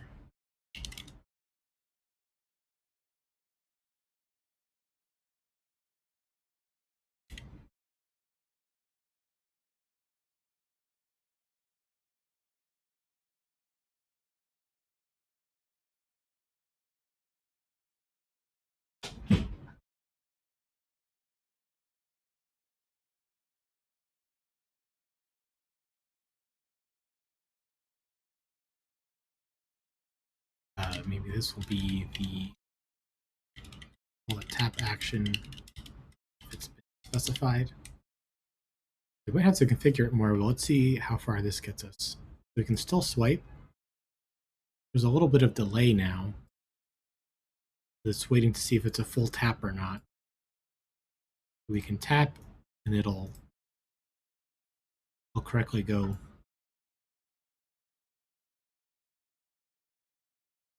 A little bit of delay is really annoying though.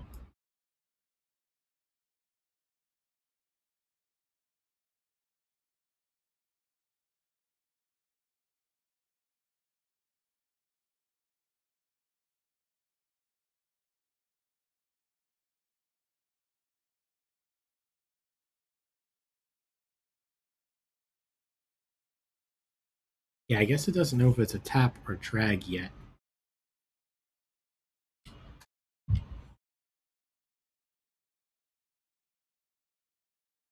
Okay, let's read about this tap gesture. Um,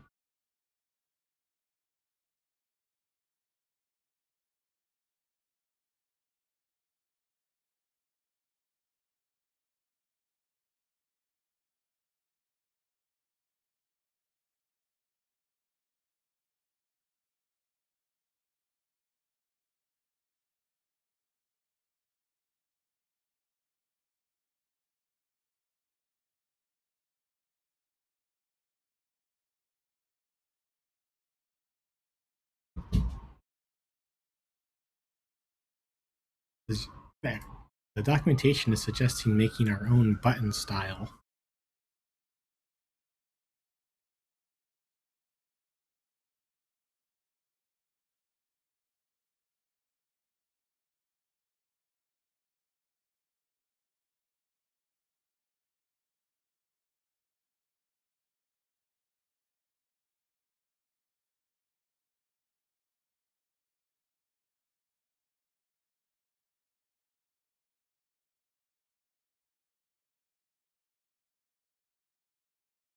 I'm not sure about that. I really don't want that.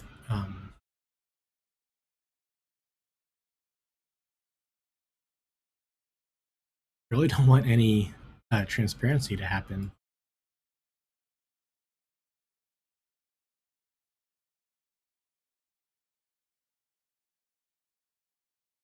But this worked pretty well. I guess we can see what it would look like as a button.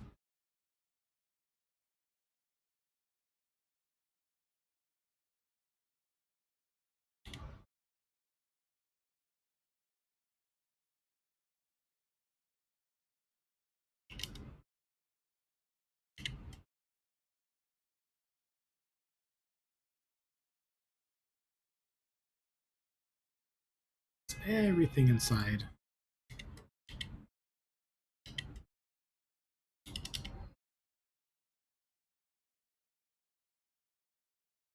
Yeah, so it's doing that transparency again.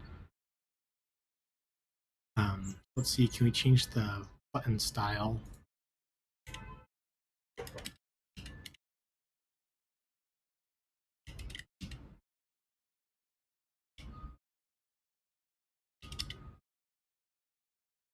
Art is unavailable. Okay.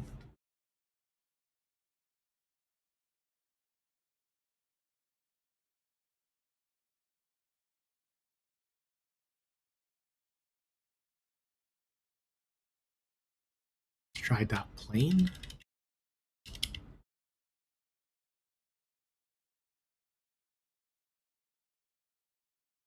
Yeah, that's doesn't look good at all. Um,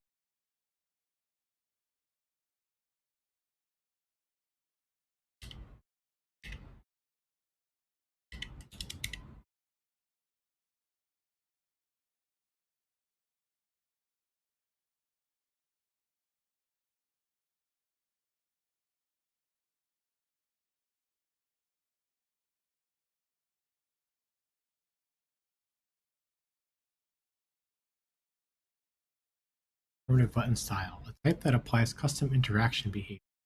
Yeah, I guess we do want to customize it. And a custom appearance to all buttons within a view hierarchy. Okay. Um,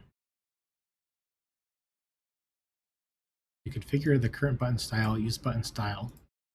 Specify a style that conforms to primitive button style to create a button with custom interaction behavior.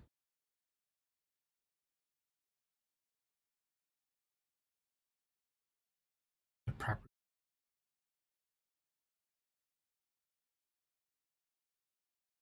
button style configuration.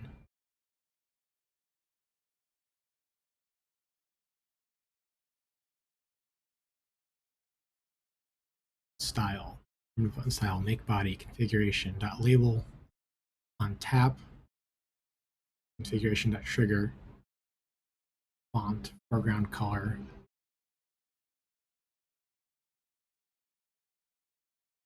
How do I make sure that it doesn't change any transparency?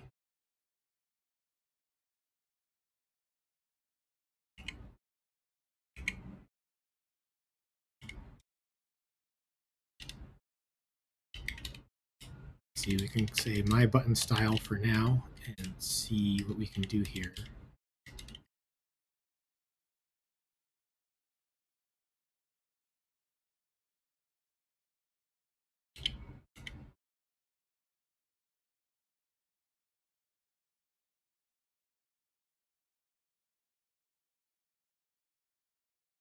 Is there an example? Make body given a configuration. So we can start by copying this out.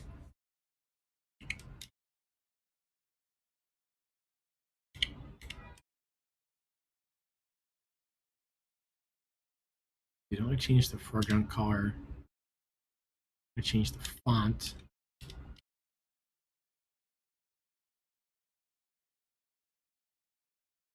Oh, nice. So it's a button that doesn't change anything. Fantastic. I have that transparency stuff. Okay. I guess we can call this, swiping row button style. Um, or just move it into a separate file.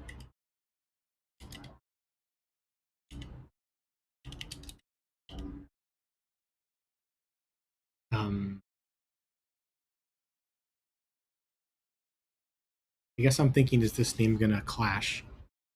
Swiping row button style. Maybe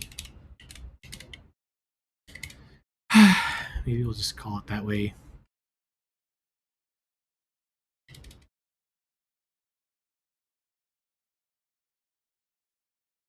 Out.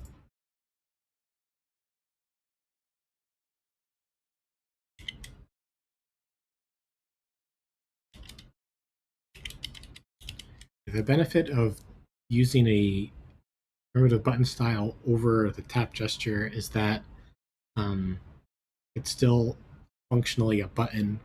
Screen readers and stuff can tell people that it's a button. If it's just a tap gesture, it's harder to communicate the semantics.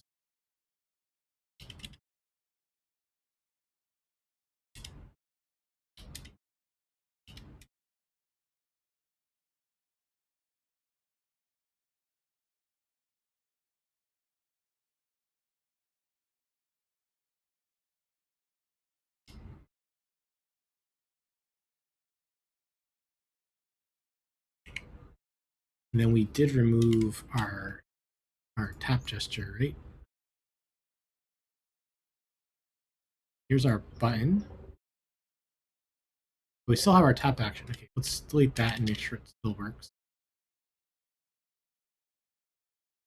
Swiping works and tapping works.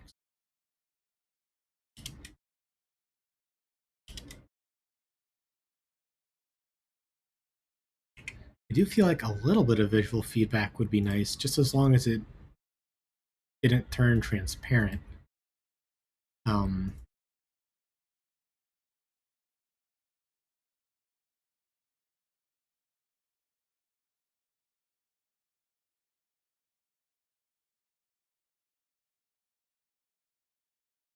is there a way we can get like tap started and stuff like that?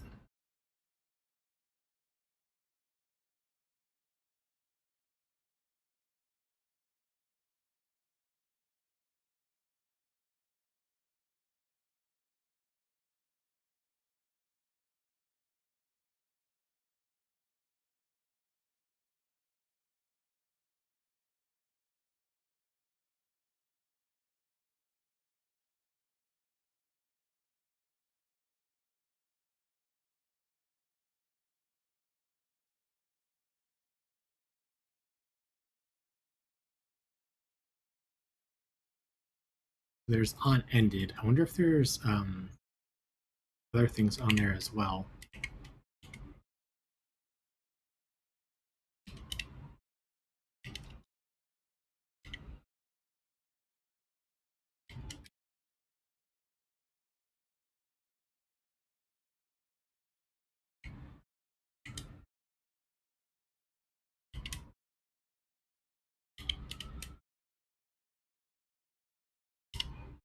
Before we get into styling it too much, let's make sure that, yes, it still works. Swiping still works. What else do we have on here? We have on dating.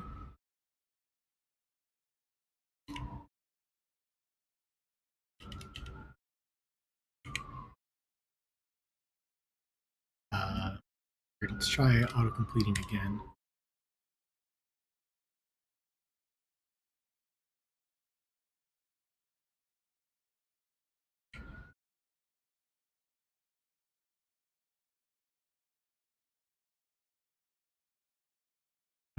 I need a little bit of help here.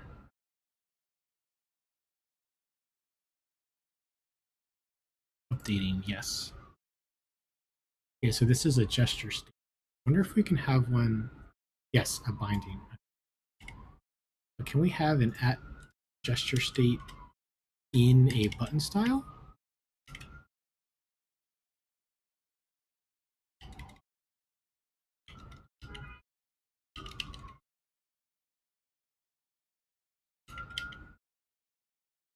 What would be the type of it? It's just a button. I guess we have to define our own.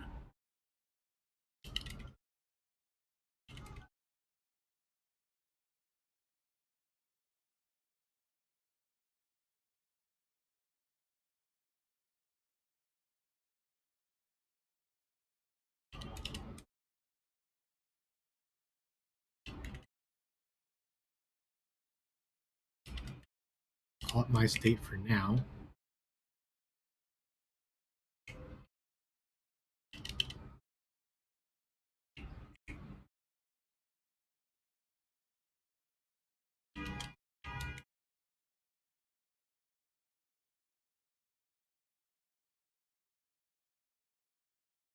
What's the first thing there? Value.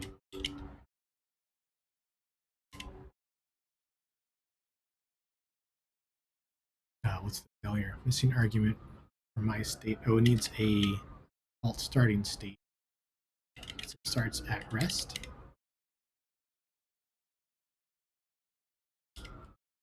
Print the value, I guess. Let's see what we get in there.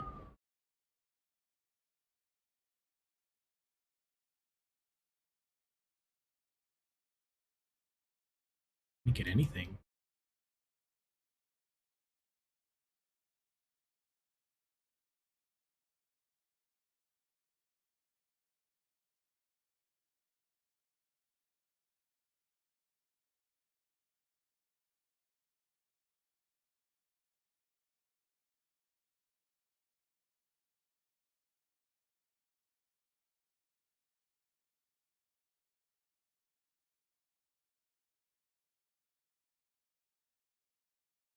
Use this callback to update transient UI state.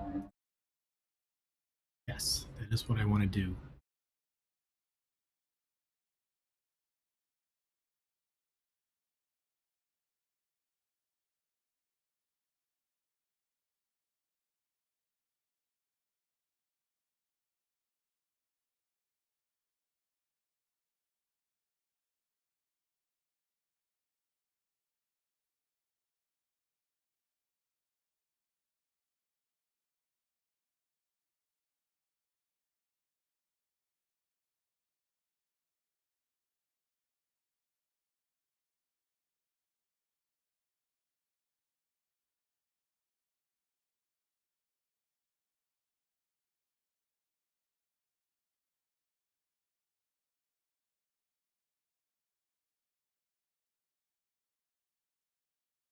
Maybe it's unchanged.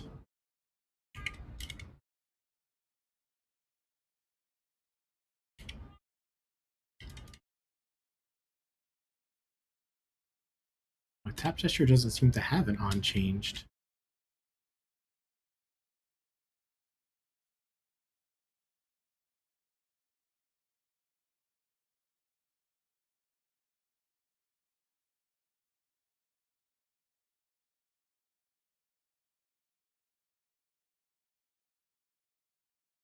Okay, let's go back to tap gesture. Here's tap gesture.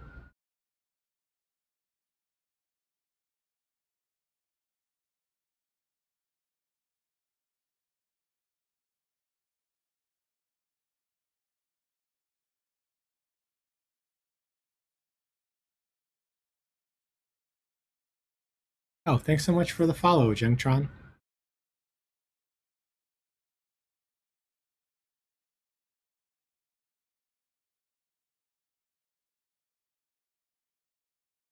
We're trying to learn about tap gestures in SwiftUI here.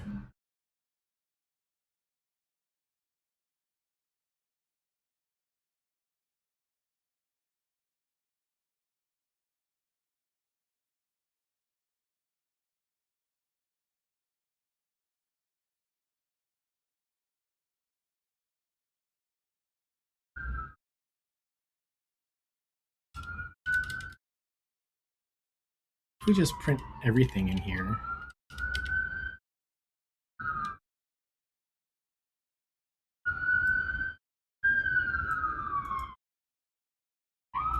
yeah, it works, but nothing's changing. I'm not getting this updating.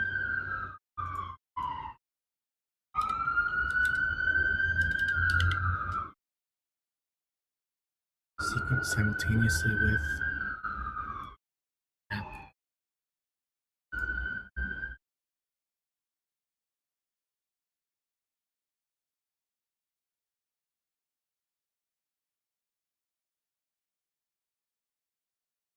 Is there just no, does this never get called? Let's try Googling.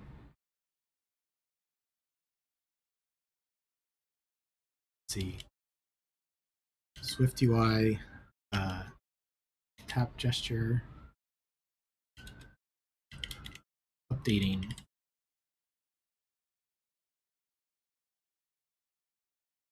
Yes, this is the documentation that we were just on.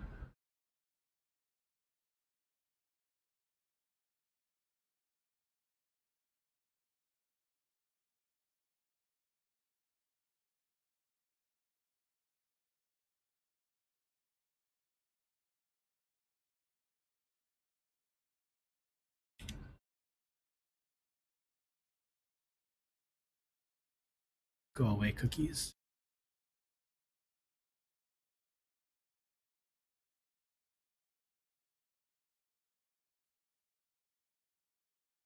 Yes, specifically tap gesture. Let's try again with putting quotes around it.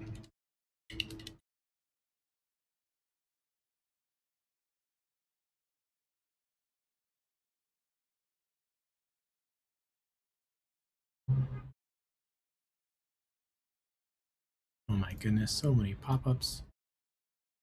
There's a reader view. Oh my god. Not have reader view.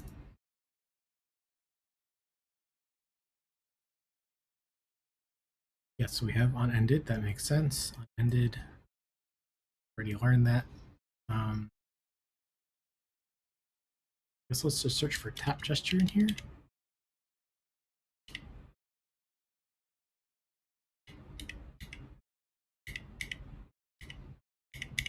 So nothing new in this article. Just thousands of pop-ups.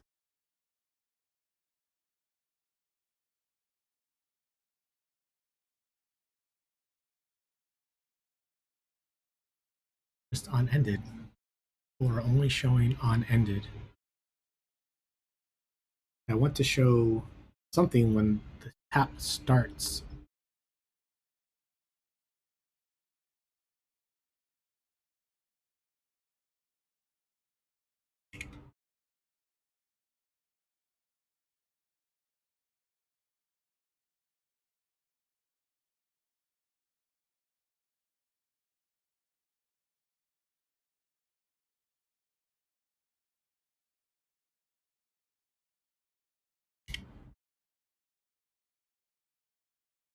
This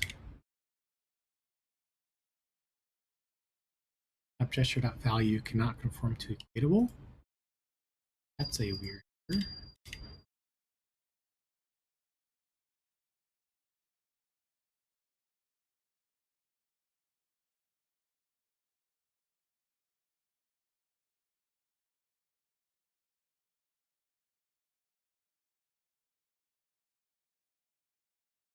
Oh, the value is void. I see.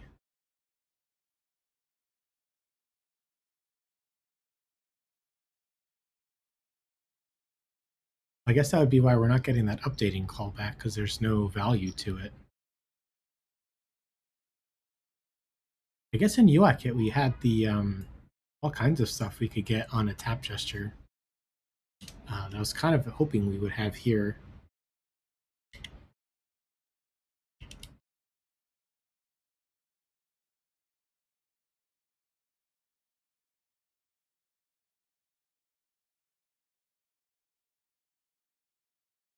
The location of the touch. It was like touches began, Touch is ended.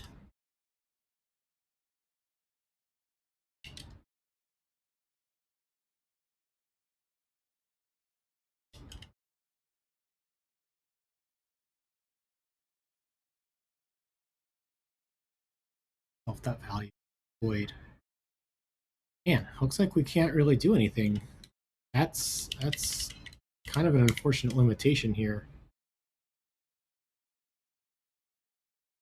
What else is on primitive button style?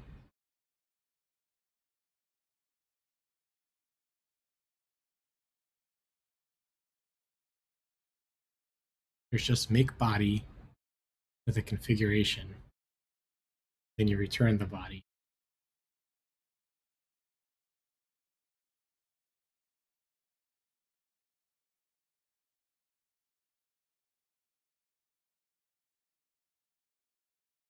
And this is just the label of it.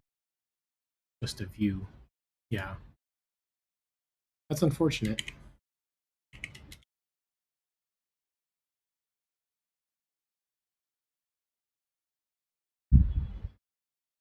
Guess we don't need this my state business.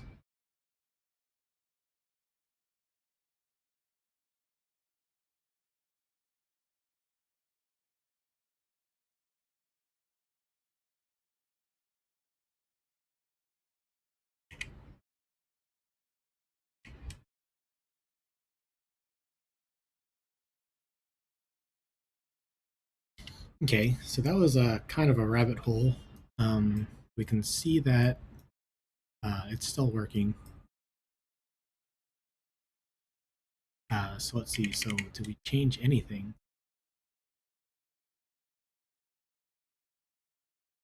I guess we successfully used a.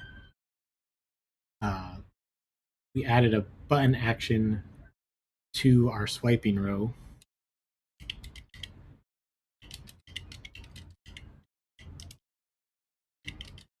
And we did disable the transparency that a regular SwiftUI button was giving us. So that was a big win. Push that up. Where are we on our list of to-dos? Oh, we did that. Swiping row, make actions optional. So now coming back to our occurrences view, perhaps we can now implement the swipe to delete.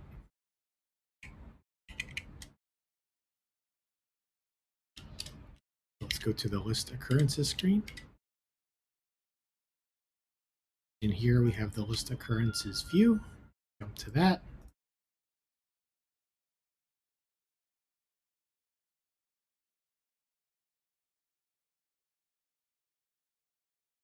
And now we can say swiping row, no left action.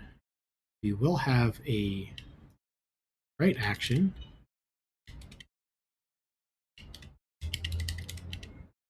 Text will be delete, color will be red, ground will be white. And for now, we'll just print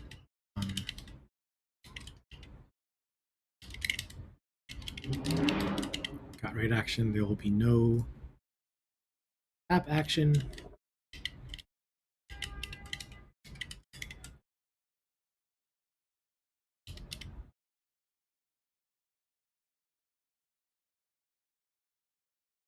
Oh, oops.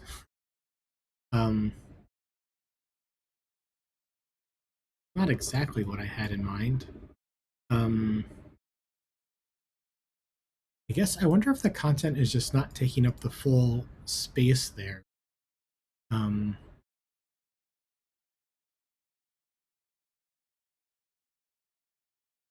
Let's look at our row.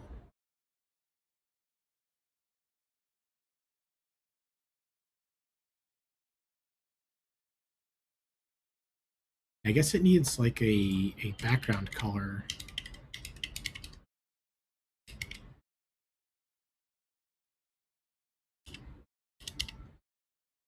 I'm off for today. Have a nice stream. See you next time.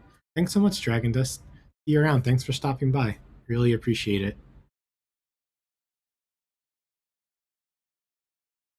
There we go. Now that we put the background of the cell, you can see there's no left action, there's only a right action. However, it's not triggering, I think.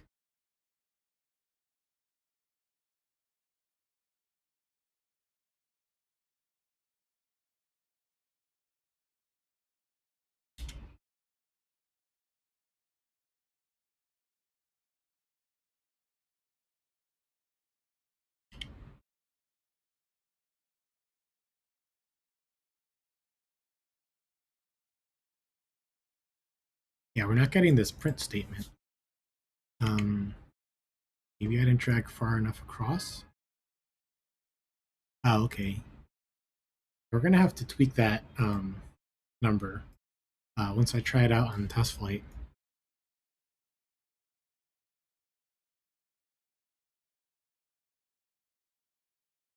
So the action we want to do is we want to delete that row.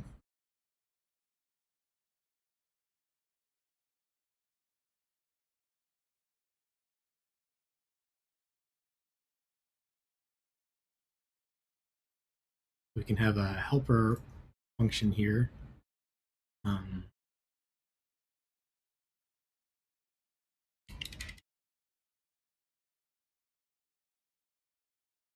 Delete prints.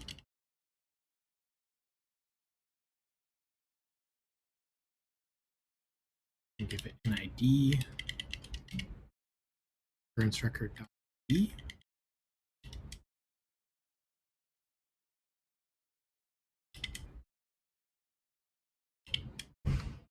Say the action will be to call this method.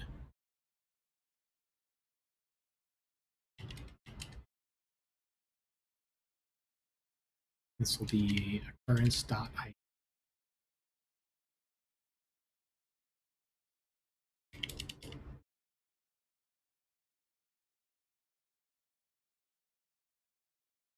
Closure containing a declaration cannot be used with the result builder.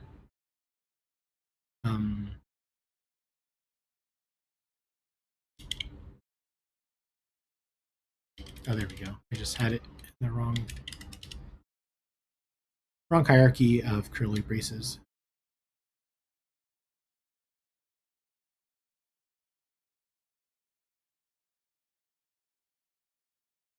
Cool, so we're getting the ID.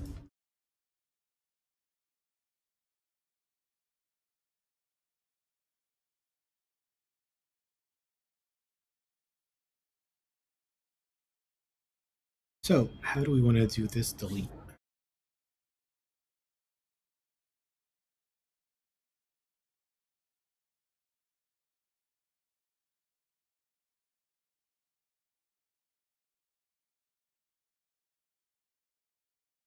For starters, we can get the reference to the database out of the environment.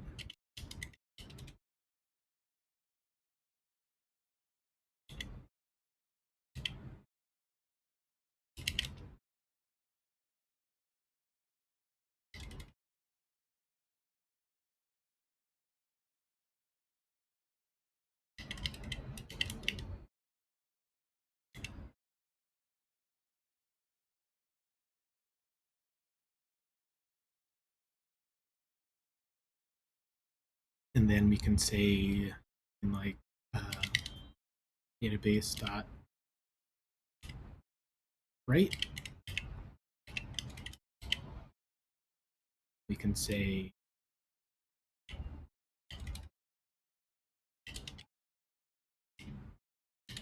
reference record filter by this ID.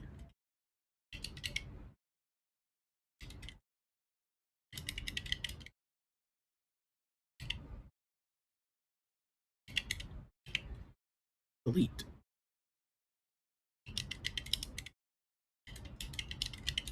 Which means we add our tries. They are not handled, that is correct. Let's do a do patch around it.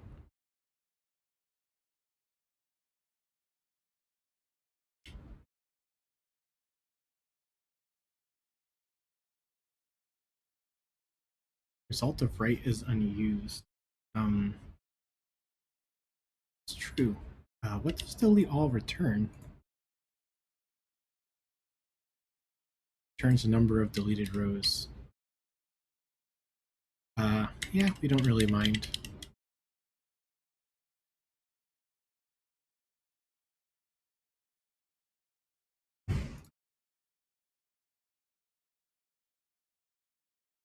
Let's see. So we need to, there's an error. We do want to show that error. I'm going to copy from another view.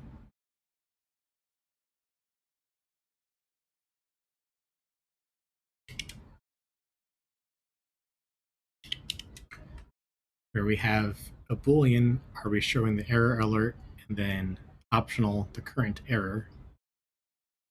So when we catch an error, a self.current error is, we'll wrap it in our app database errors.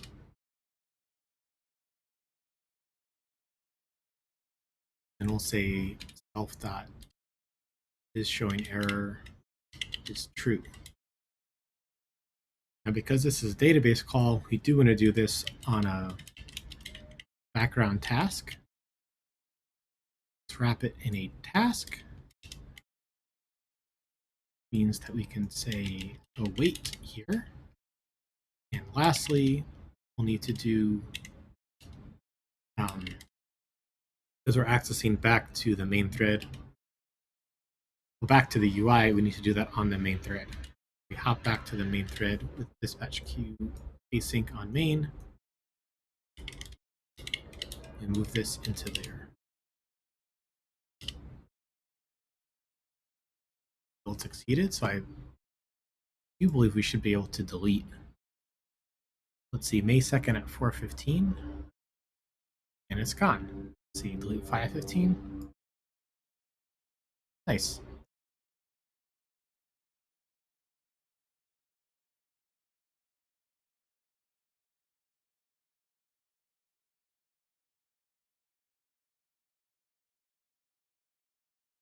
Oh, you know what? These should be sorted by time or something like that.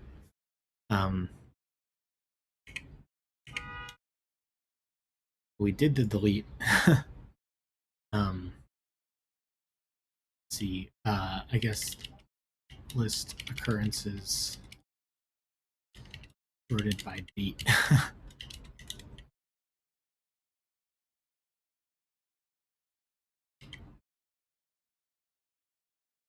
So let's commit, and then we'll start sorting by date.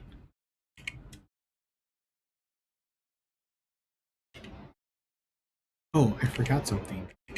If there is an error, we should see a sheet.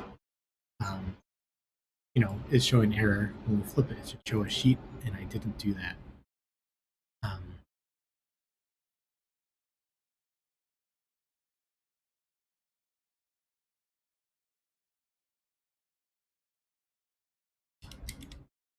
So I'm going to copy it from another view.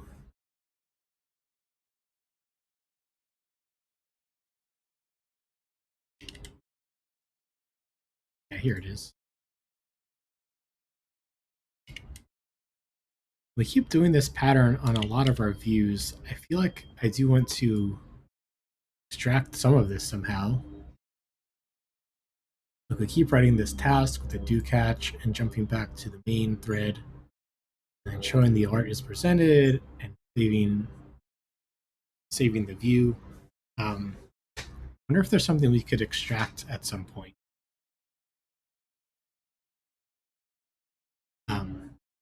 I guess not right now. Okay, so we can go back to committing, implement meeting and occurrence by clicking on it.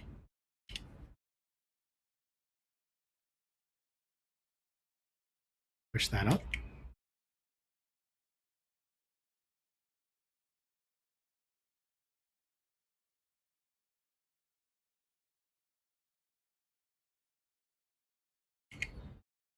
And then we said we would sort the list by date.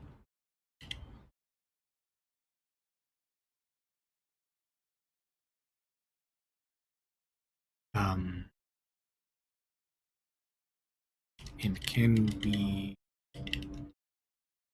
extract some kind of a database access view?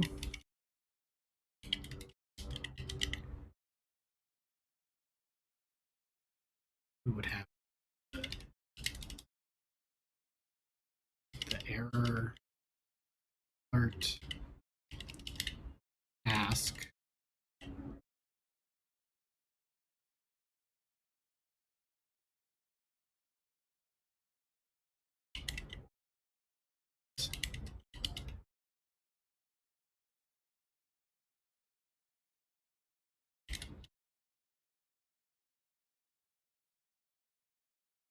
Okay, but first, we're going to try to list the occurrences sorted by date.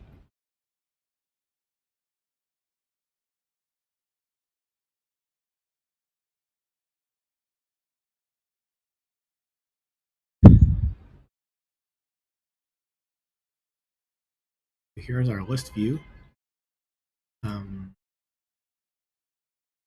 here is our query for it.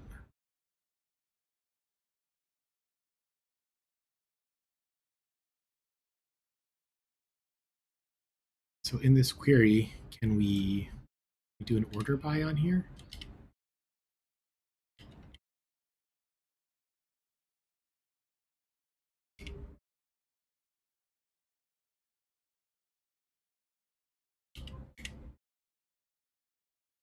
Okay, build succeeded.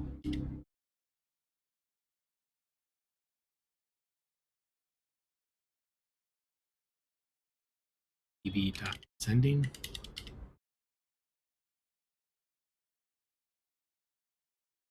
Nice. Okay, that was actually really painless.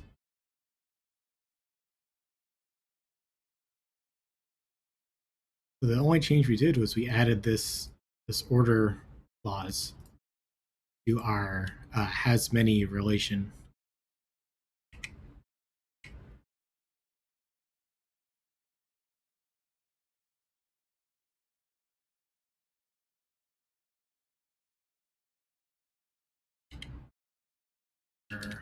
Occurrences by timestamp.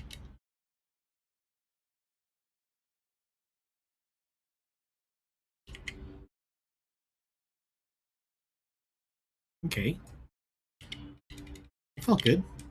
Can we extract database access view?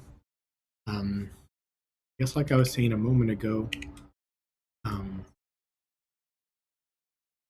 a lot of our views have the same is alert presented, has the same boolean, the same current error, same database reference.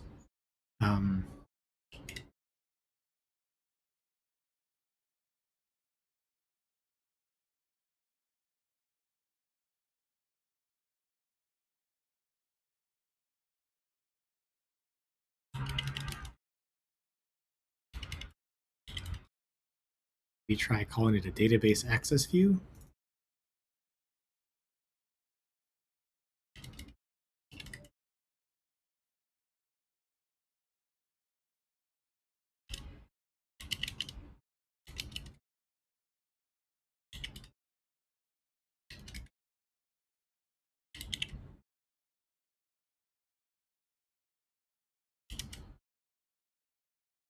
And it would have these three things for starters. And it would have a body,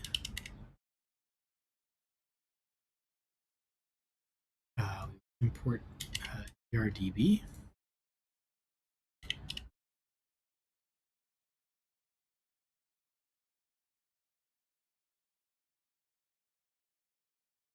and I guess it would have, it would wrap some content.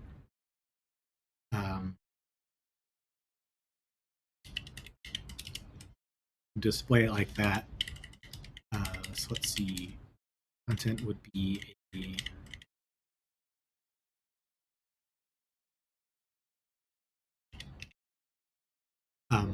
a closing, not closing. It would be a trailing closure of a view builder.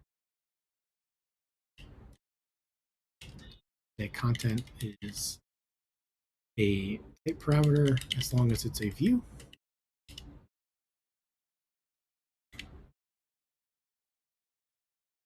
Nice.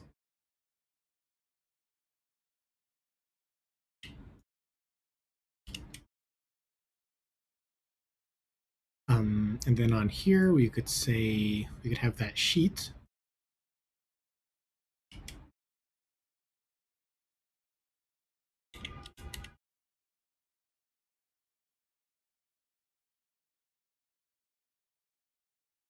Okay, that's looking good so far.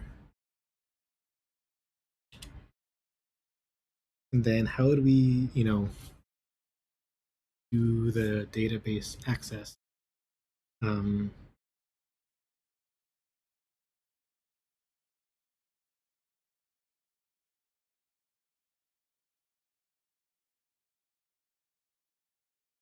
guess we would have like a function you could pass to this of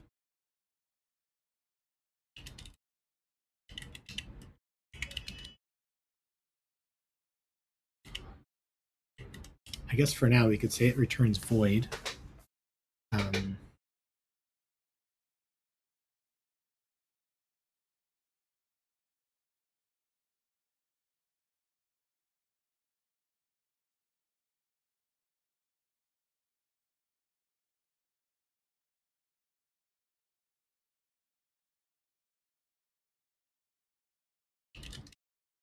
You could have kind of like this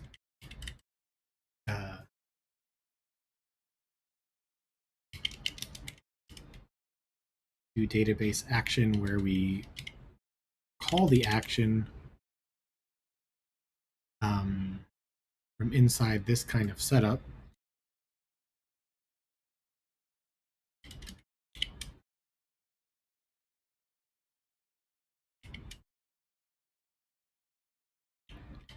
I guess you could pass the database to it.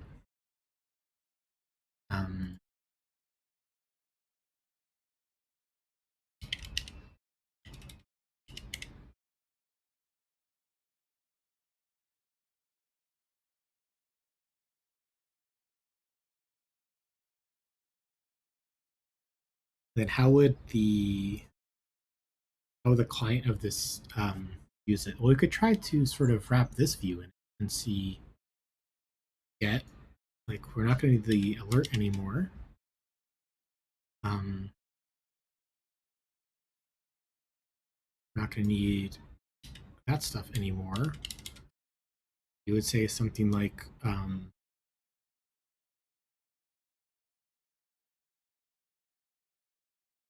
this is a database access.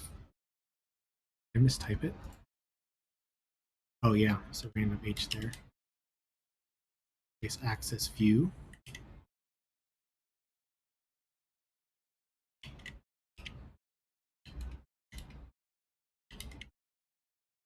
Content is this swiping row.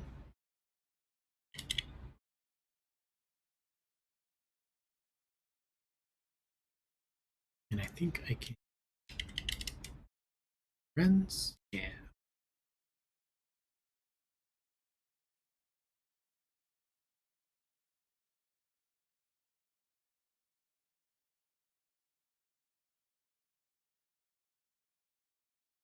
Our action is this.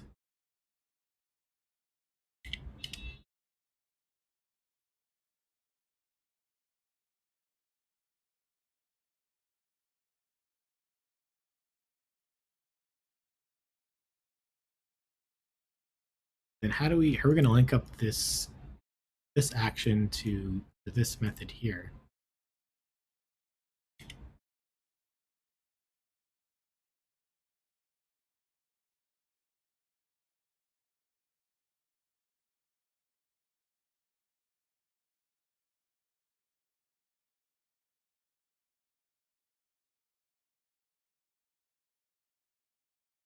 Guess we could pass in a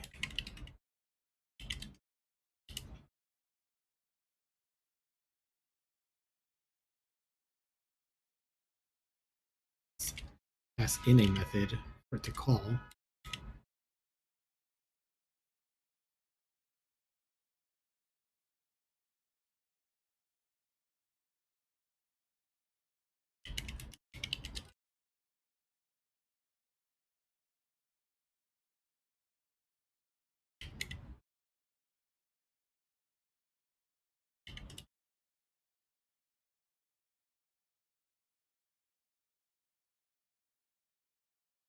This is no longer ID. This is currents.id.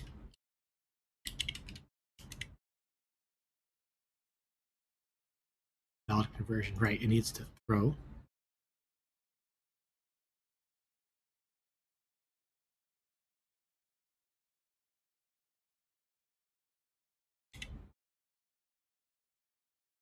Yep, and we will try, which makes sense because we're catch.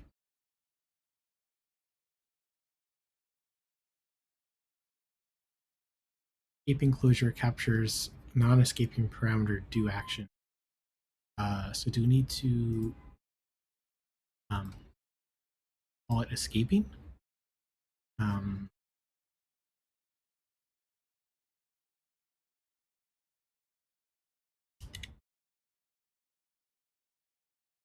Escaping attribute may only be used in function parameter position.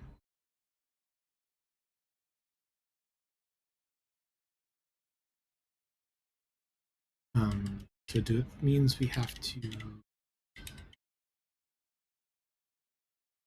make a custom init method.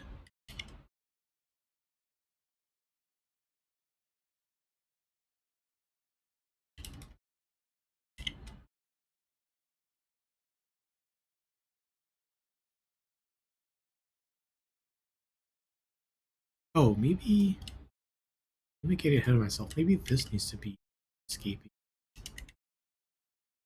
Yeah, okay.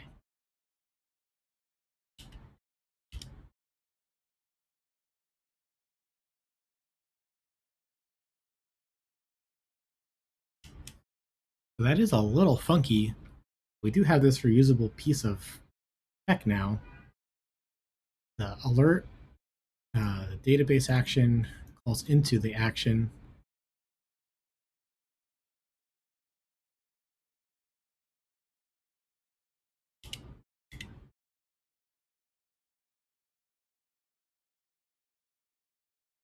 And it has this method that it can call. Do we need to do that work? This was the event list view. Let's see if we can delete some still. They don't seem to be. Oh, there we go. Just wasn't pulling far enough. Nice. And it's still working.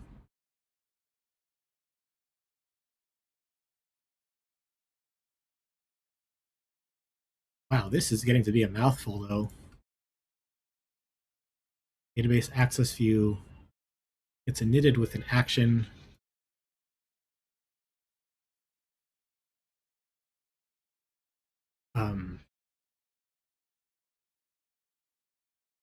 Which is a database call to do.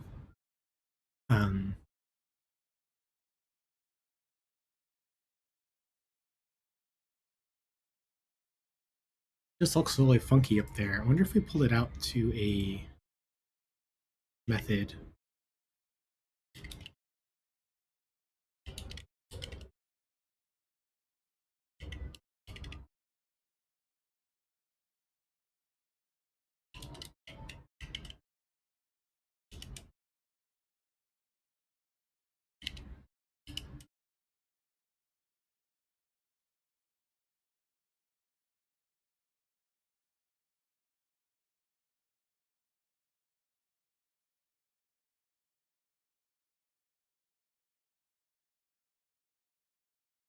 I guess we need the DB as well.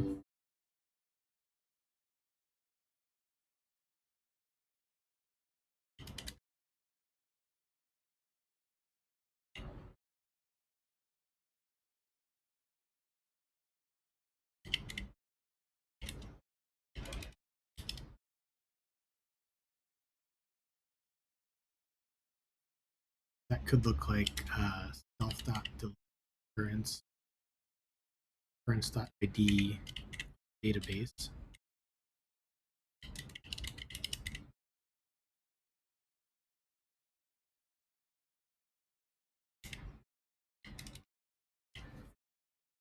I guess that looks a little better.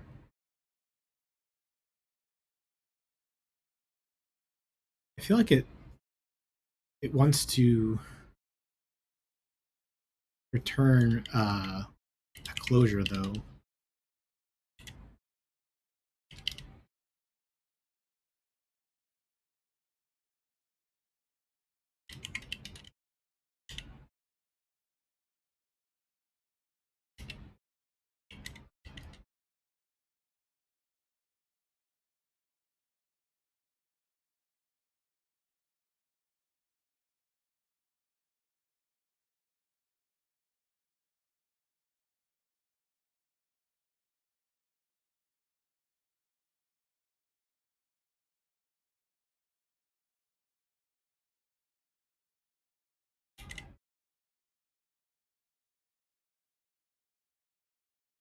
Yeah, so this method creates the closure to do the database action.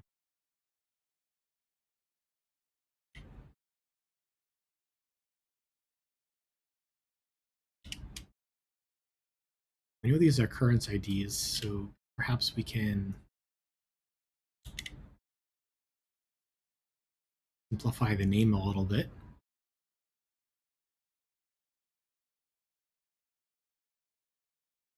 I have a database access view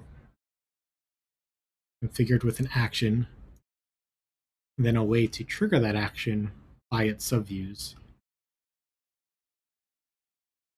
I guess another thing that would clean this up is if Wiping Road didn't force us to say nil for the items that we weren't using.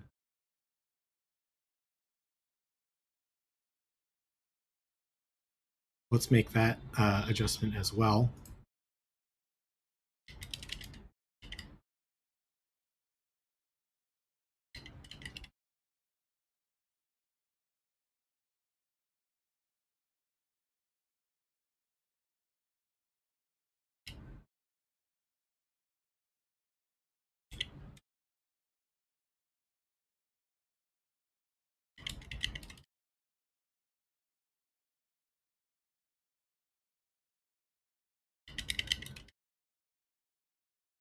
So they'll default now to nil.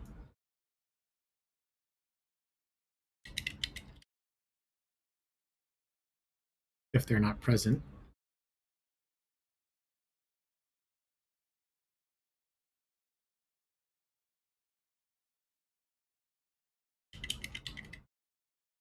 Then we can just assign the fields.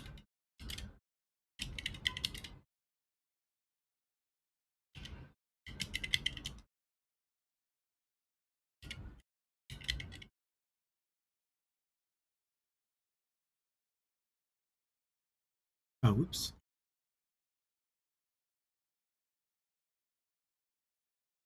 And this needs to be marked escaping.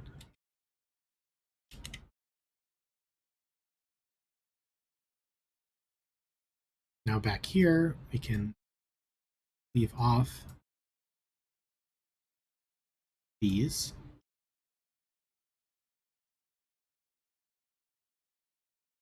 It does look a little better.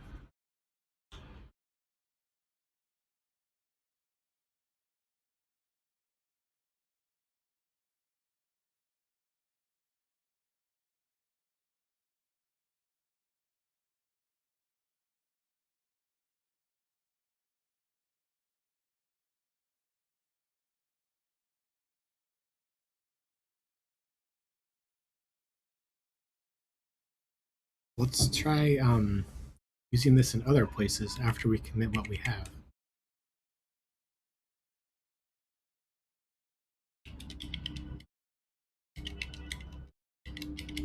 We extracted a database access view, manages a reference to the database.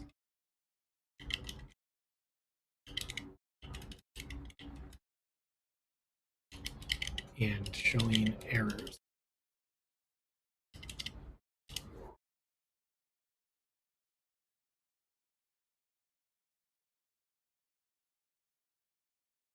But before we do that, I need a little bit more water. I'll be right back.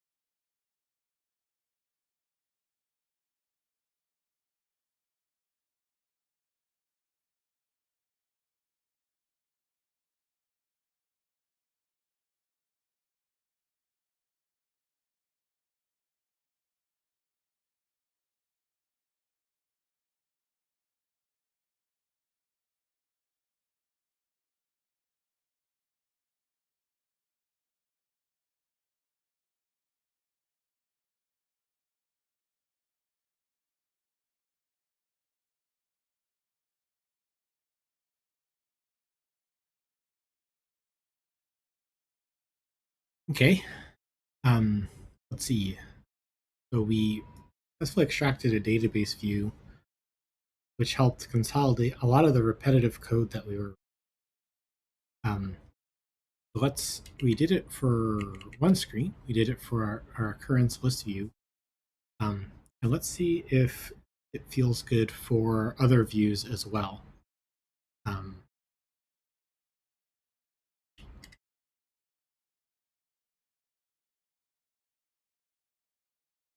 so I guess we can see all the places where we're getting the database out correctly. Quite a few screens. Um,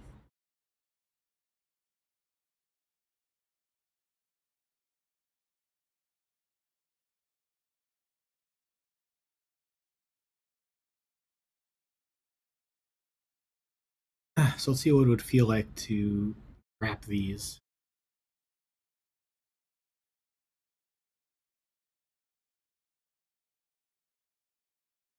Let's see. Um,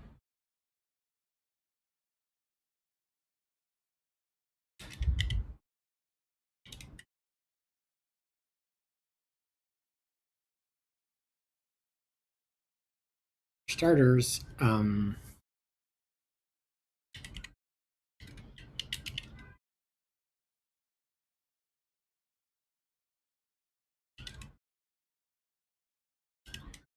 we can write our save method.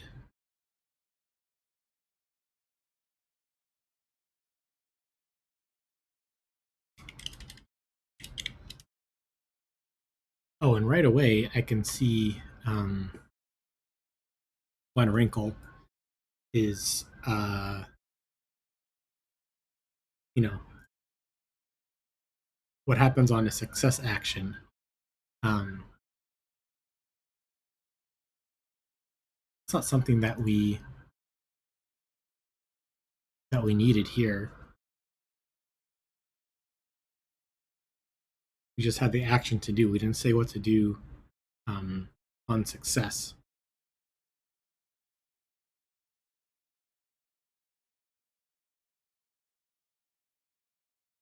So this is getting a little funky now. Um, Database access view takes the action to do, what to show, and possibly what to do on success. That's kind of a lot.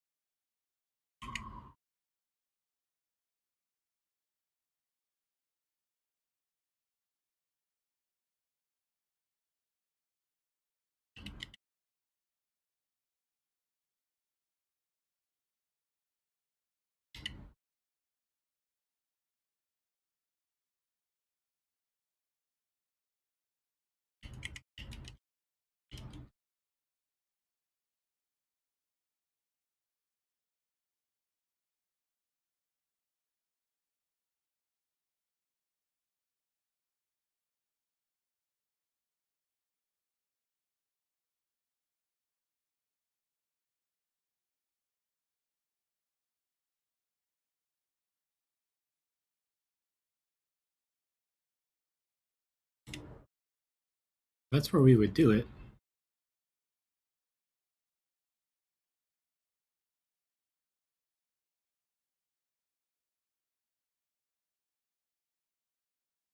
We'd have an action.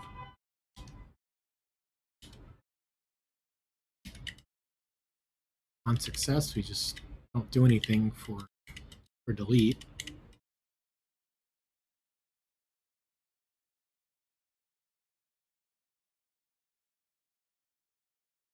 Okay, so that's looking okay. And for this occurrence add screen,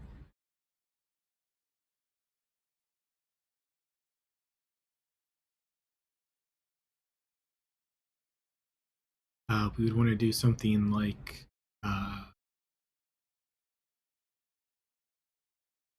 where are we saving? Just kind of the whole thing.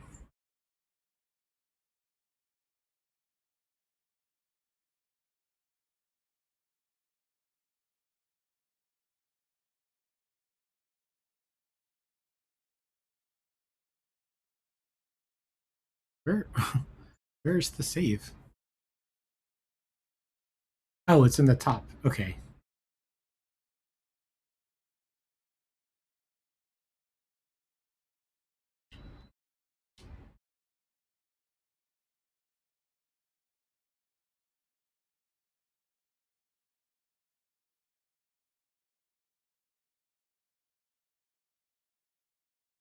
So there's a lot going on in this screen already. Um, so let's do some cleanup before we edit this screen too much. But I do want to save the change we made to the database access.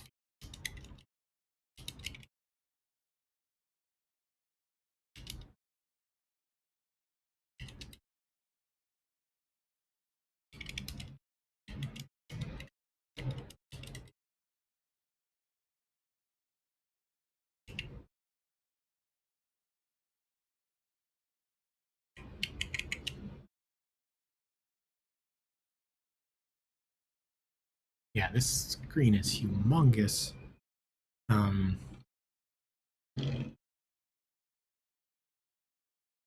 starters, we can pull out the top bar.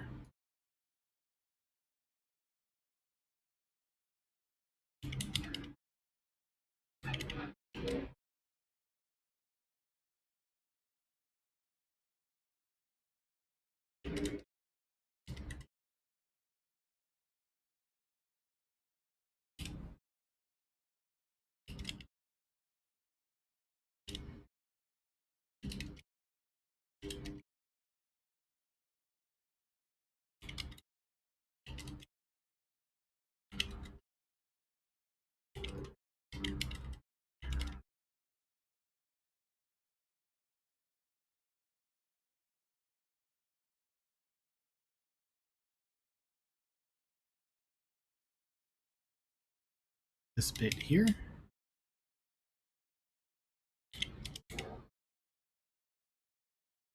That needs the event and the coordinator.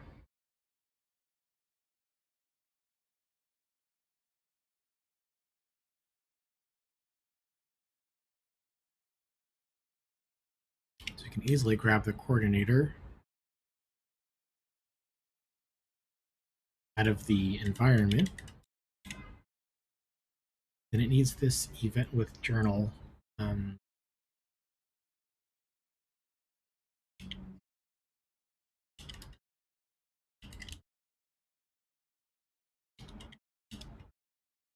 That was some optional type.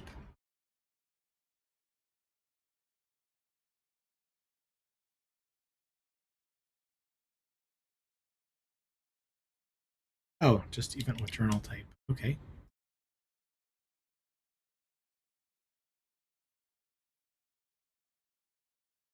Not find save. Yes, we'll just write a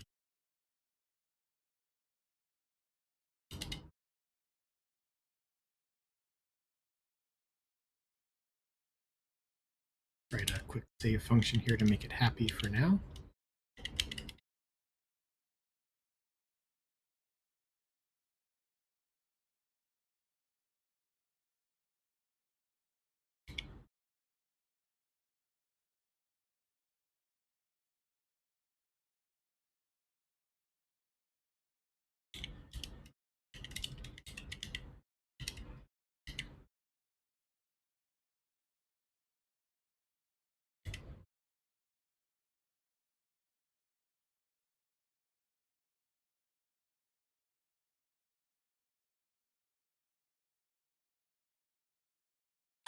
Then there's this whole bottom part.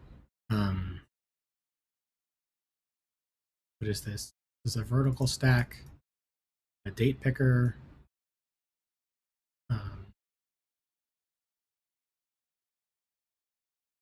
show add note button. Yeah, this button could be its own separate view.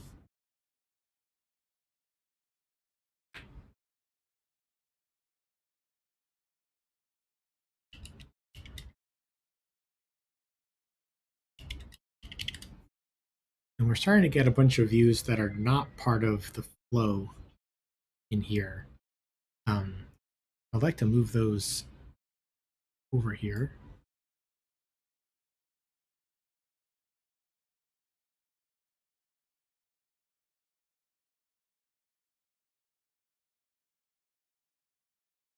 Let's see, so this would be the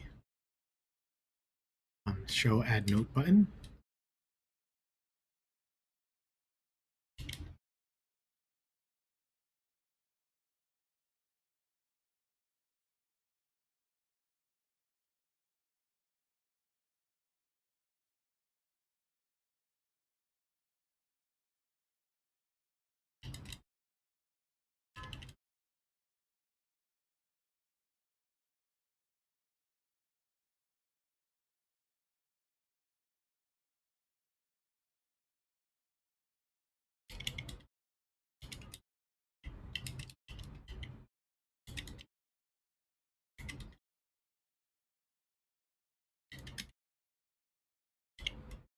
And it's a view, and views have a bodies.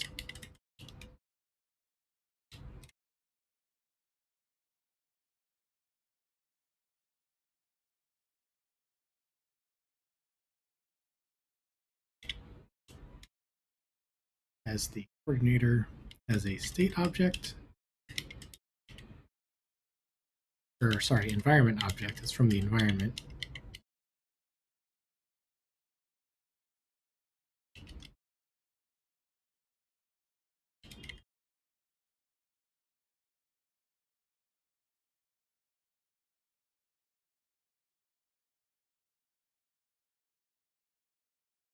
When it gets all of its information off the coordinator, nothing else to pass in. That's nice.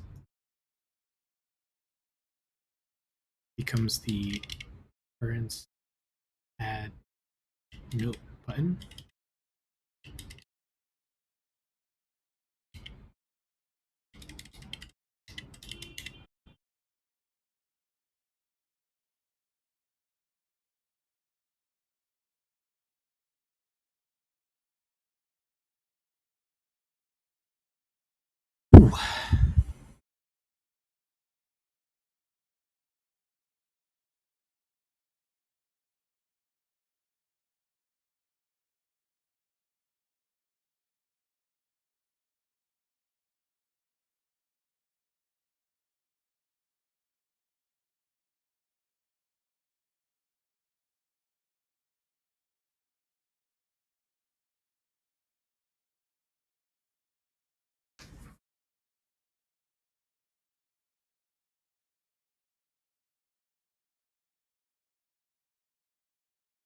Okay, that's somewhat better. Now, all this stuff here we're hopefully about to clean up a little bit when we use our usable component.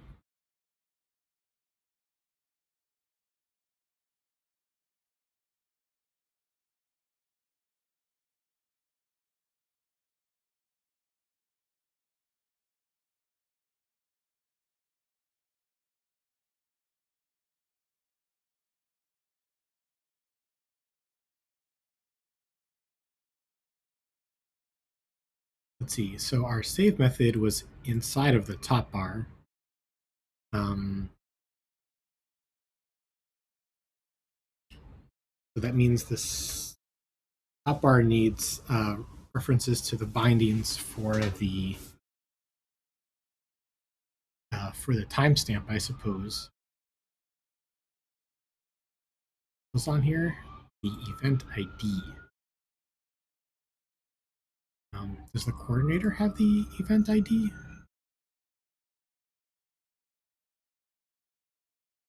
It does. Okay.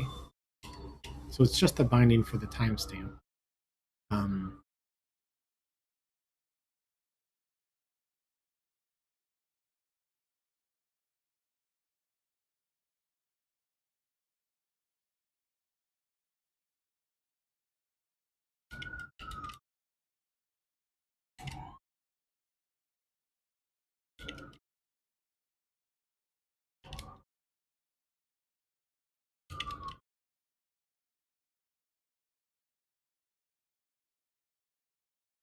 Let's pass that binding in.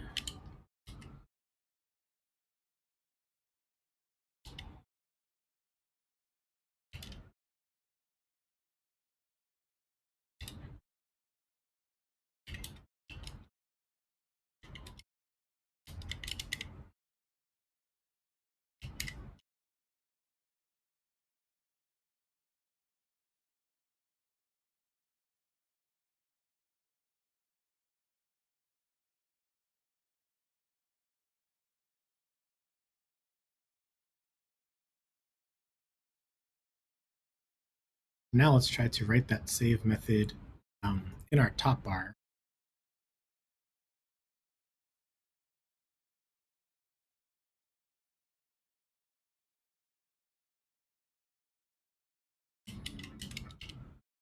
This would be our database access view.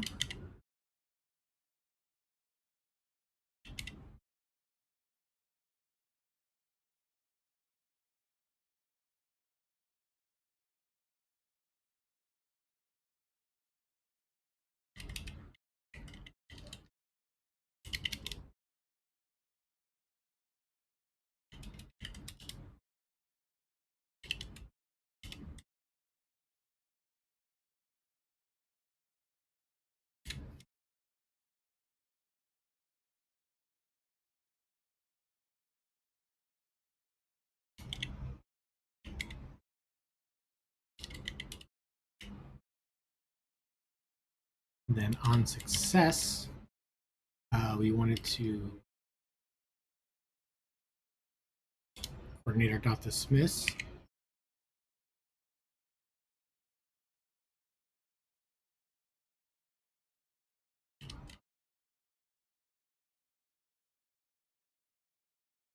Then our content becomes this button whose action is the database action.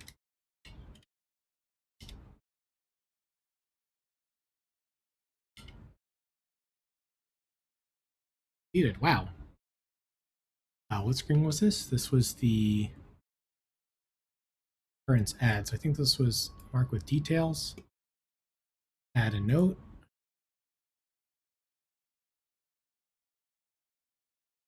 Note.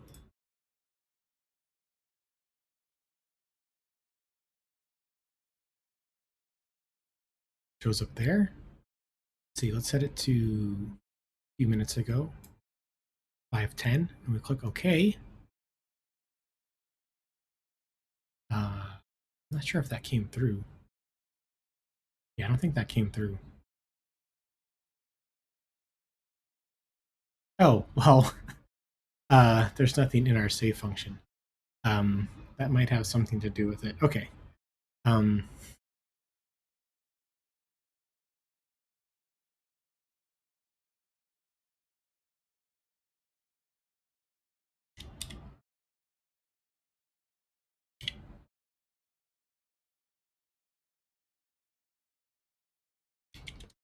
This becomes coordinator event ID.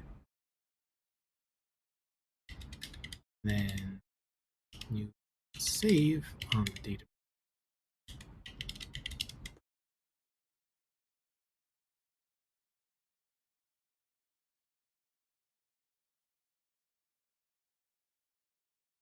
And this should be able to be deleted. And delete the alert.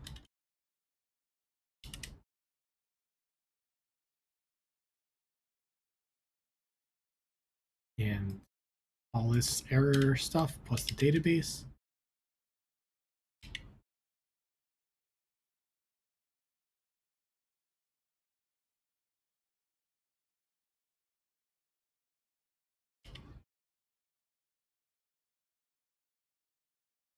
Okay, so mark with details.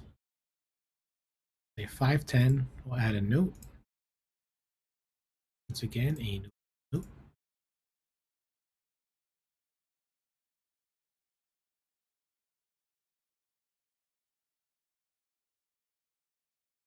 Save it. Nice, we got it. 5:10. Notable notes.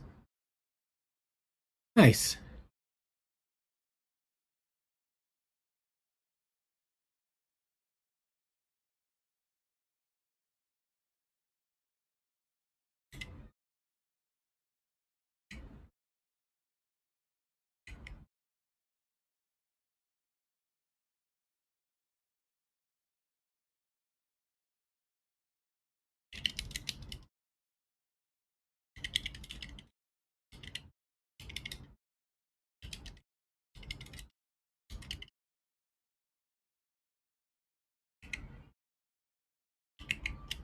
And of course, push that up.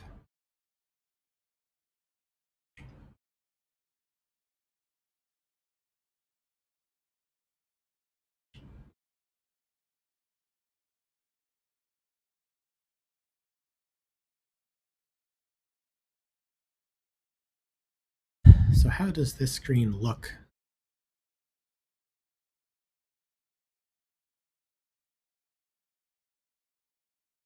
I mean, it is the top bar, so it is a little crowded already. I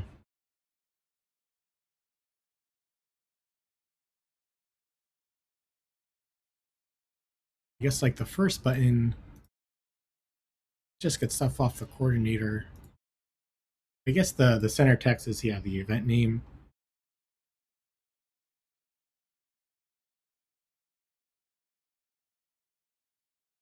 On success, content. I guess that kind of looks okay.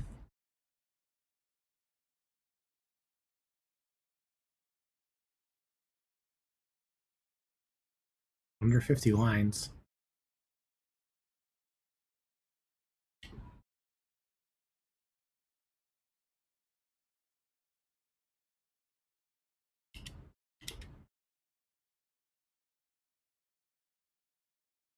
Does that help or hurt the readability? I don't know.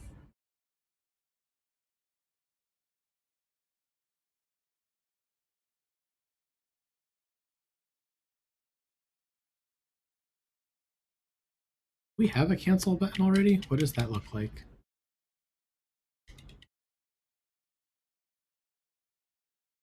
Oh, it has to pass in the router to it. It's tied to a router.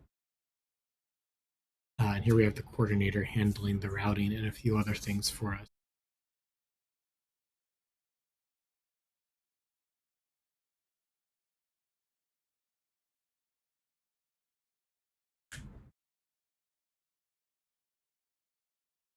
Okay.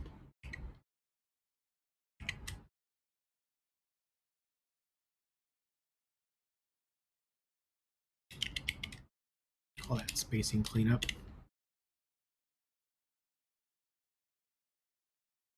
And then what other views can we use this on?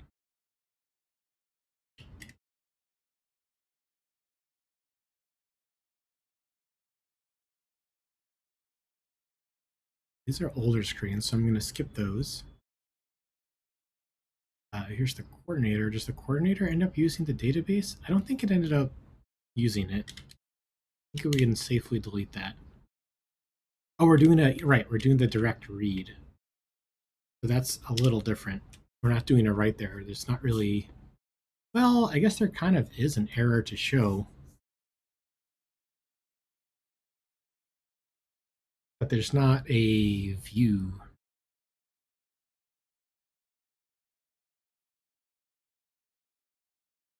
I mean, if there's an error, we're just going to show, like, not available. This wouldn't really be happening.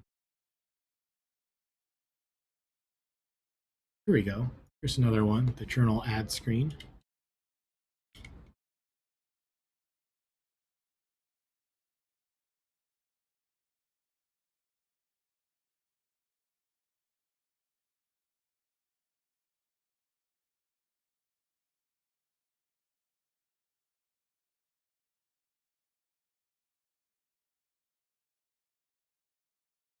Ooh.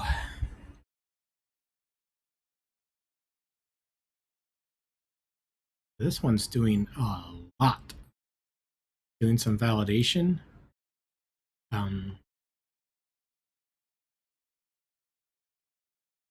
Before it even does anything asynchronously.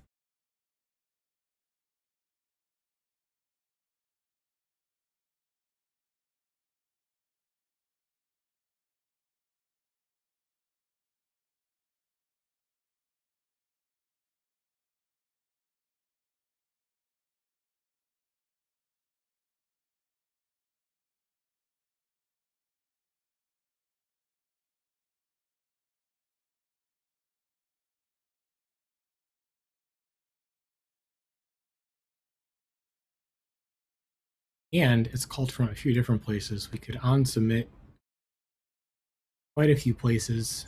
Then this long method at the bottom. Well, let's dive in and see what we discover.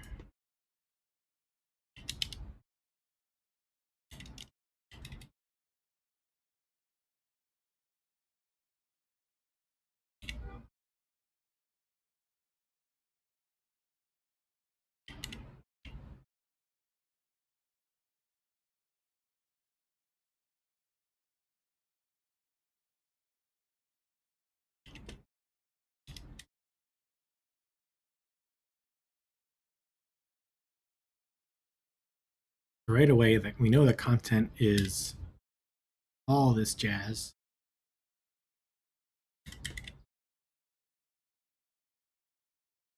Whoa, that was in the wrong spot.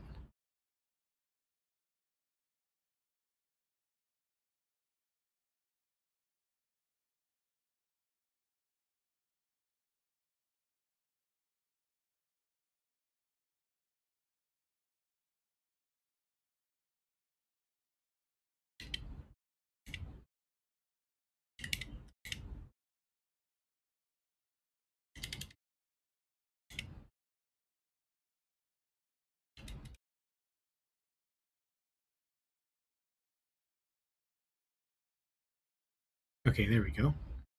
Now let's try reformat. There we go, a lot better.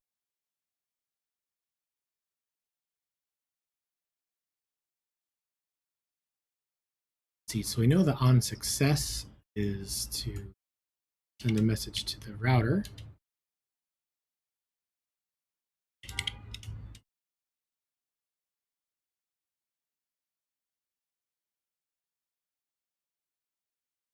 Oh, we don't even have the new journal ID. Oh my goodness. Yeah, this is going to have to become a little bit more sophisticated to handle this. Because right now our database access view doesn't return anything at all. It just passes on success. Um,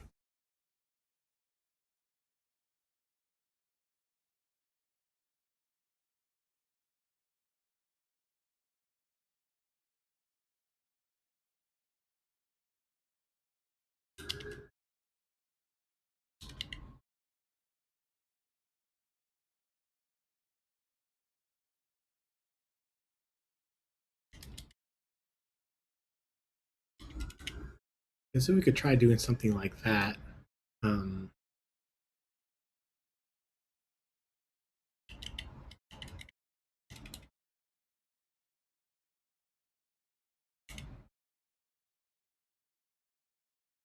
and there's going to be probably a bunch of failures due to that.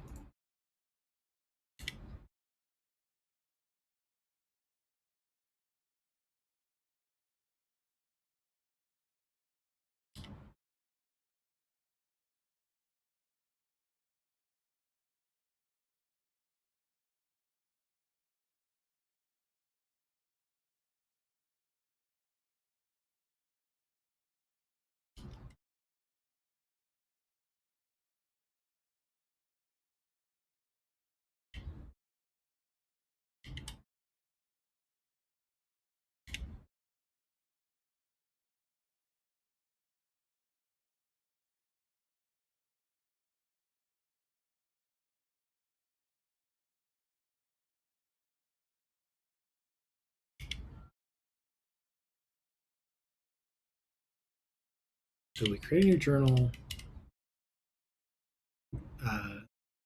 new journal dot save it database.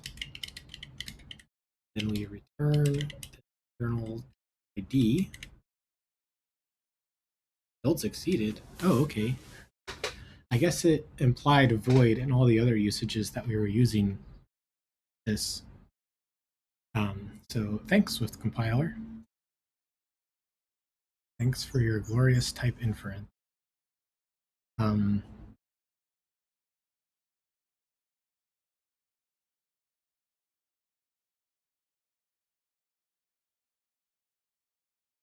I guess we're doing a little bit of validation here too.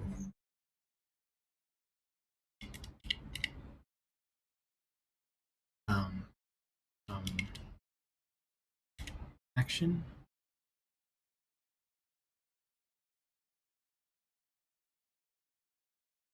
Just gonna rename it so that I can find the usages of it.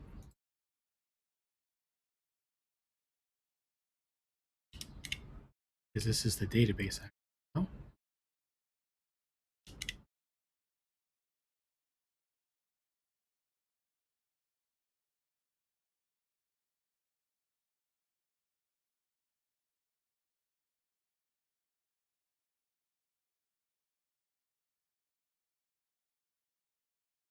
hmm. We want some kind of like validation method, I guess.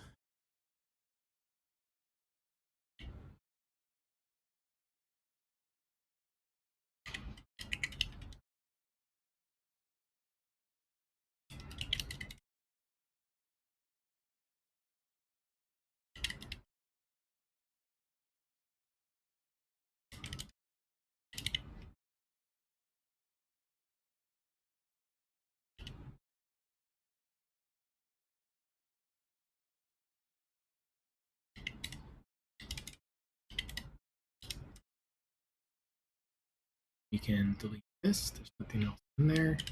Need.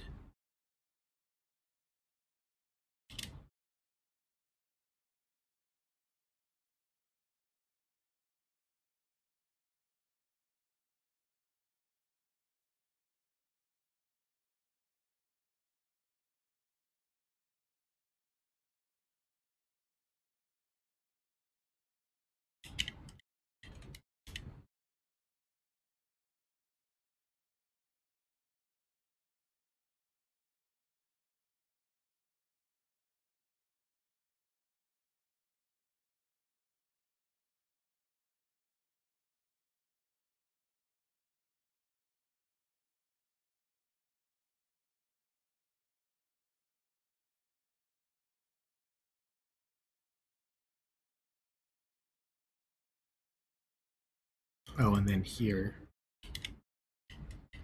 this becomes if valid action, otherwise don't do anything.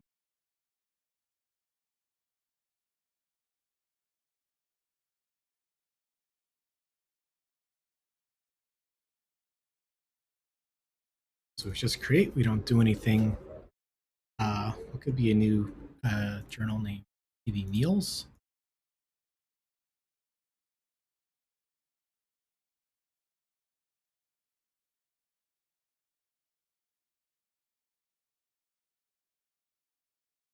That's not a very appetizing color. Um,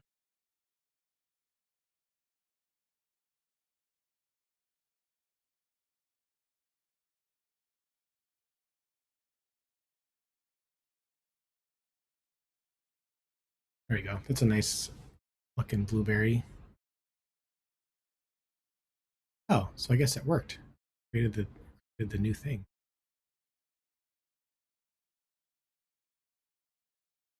Oh, right. We don't actually create it until. Oh no, it's there. There's just no events for it.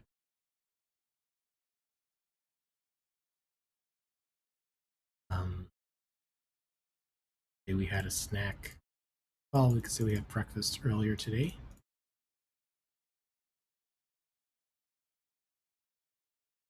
was around 11.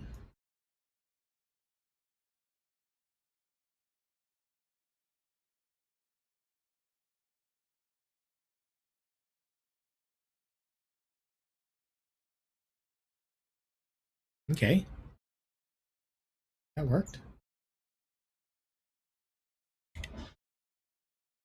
It succeeded.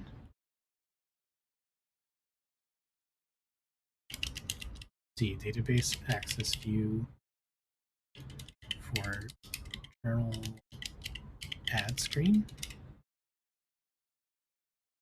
And also access view can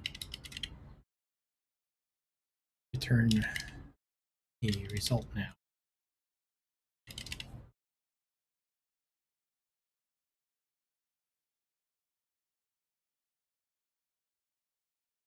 I guess we should say what we're doing is use this extracted view throughout the app.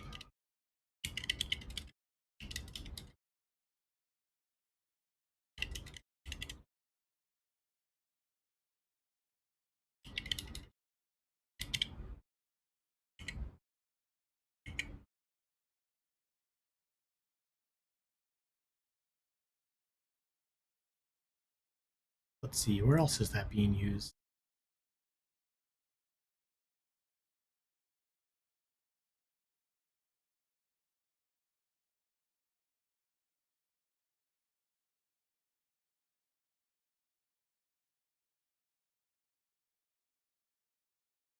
Oh, we didn't finish cleaning up the screen actually.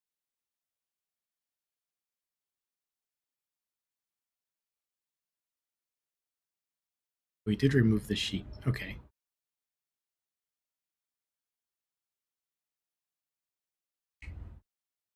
Uh, oh, we haven't pushed yet.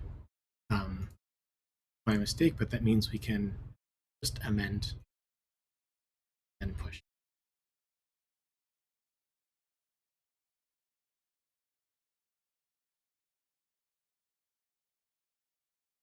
Okay, so this is the event what happened screen.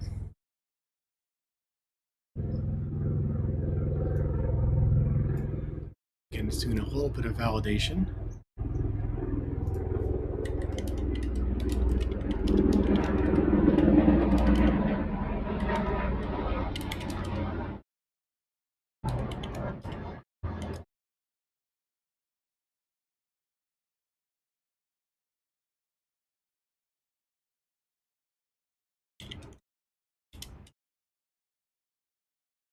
And I will just say if the name is not empty,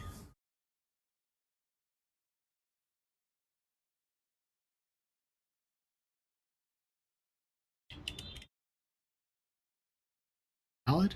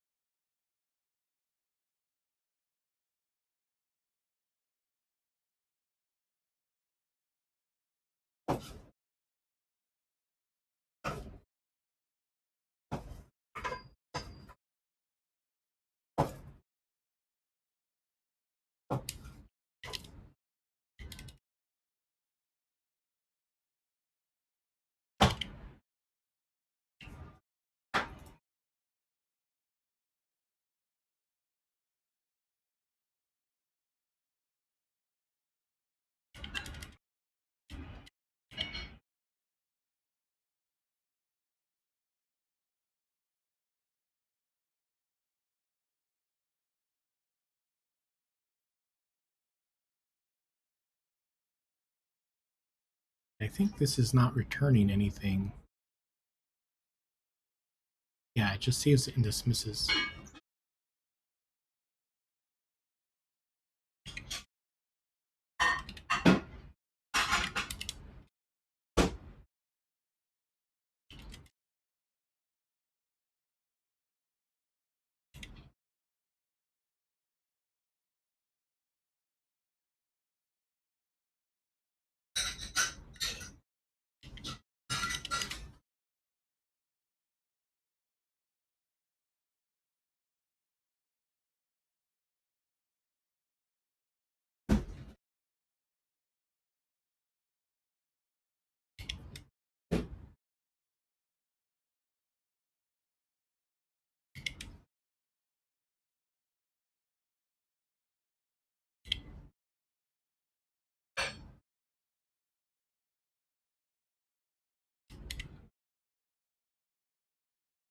Find time.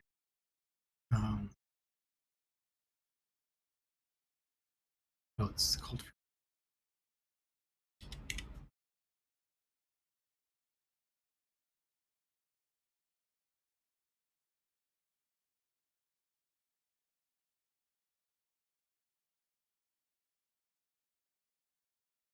Here.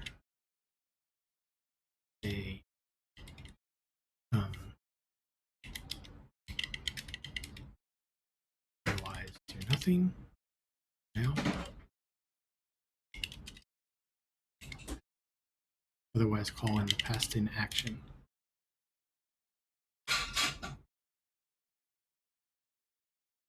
And this completely goes away.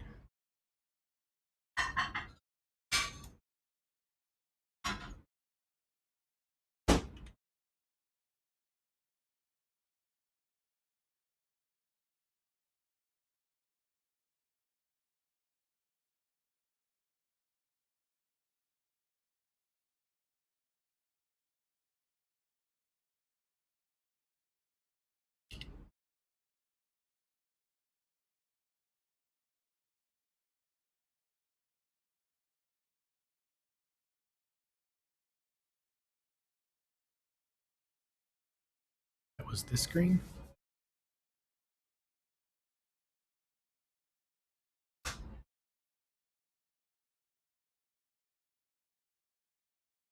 Say we had one.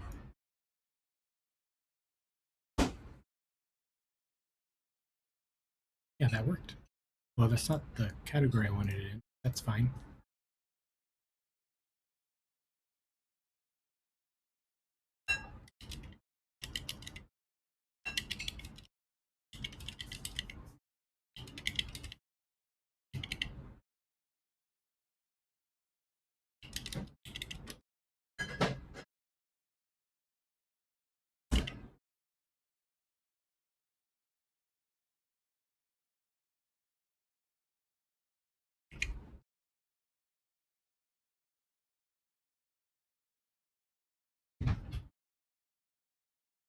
And then we can delete all that.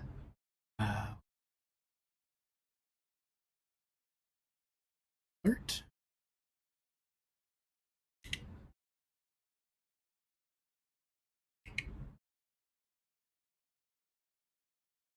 Clean up.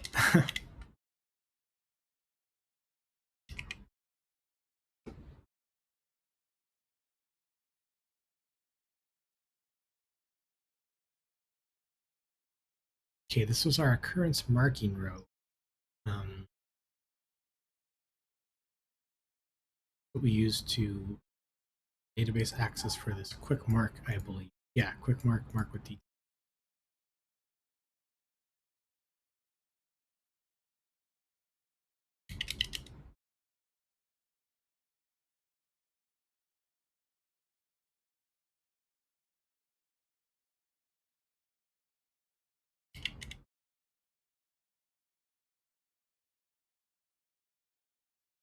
I think we do anything.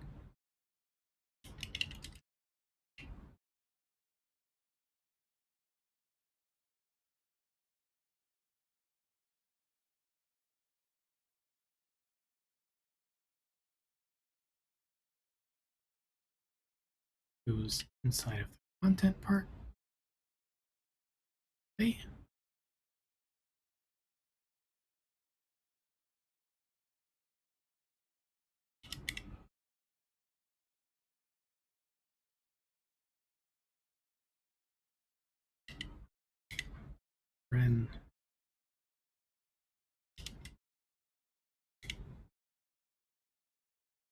Then what's the action here? Just create it and save it. Okay.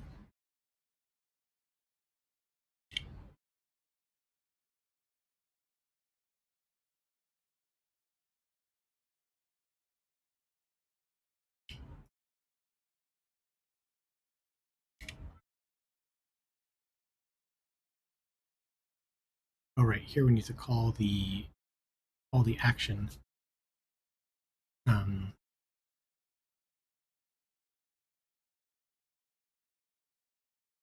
We have the event ID out here, so we can just call action.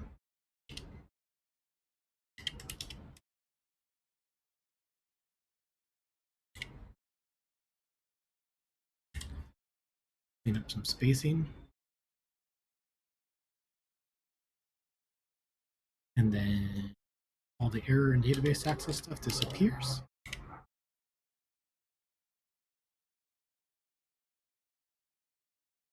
Very nice.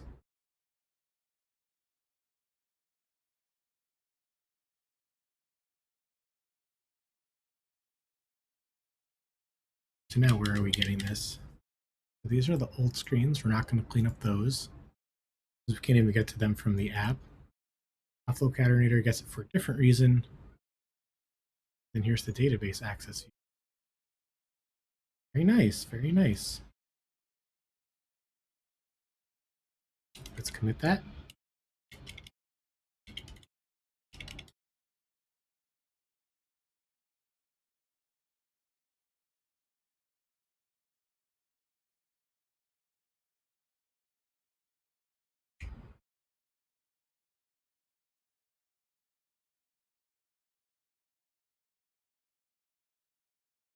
That was neat.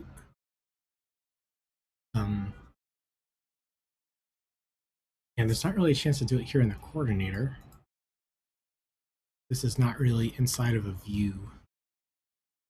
That'll be something to think about later if that becomes a conflict point. See, how much time do we have left? We'll have another 13-ish minutes.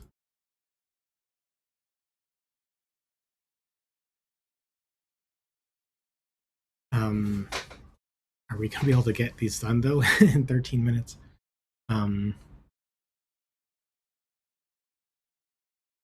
Wow, there's so many files here now.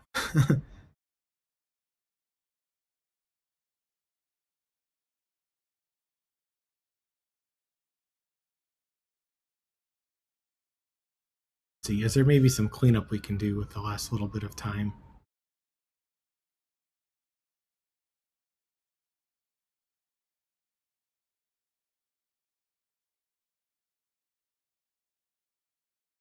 Our navigation controller, routing. I think we're not using this popover anymore. Yeah, so we can delete this.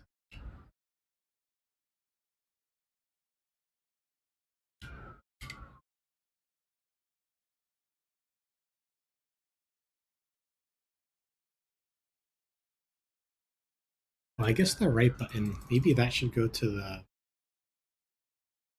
add an occurrence with detail.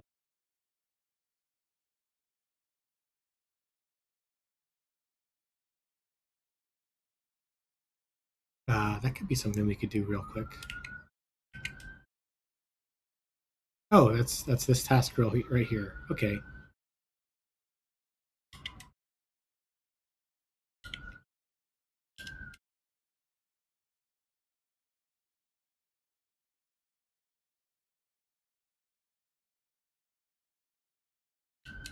There's the occurrence list screen. Add its own top bar.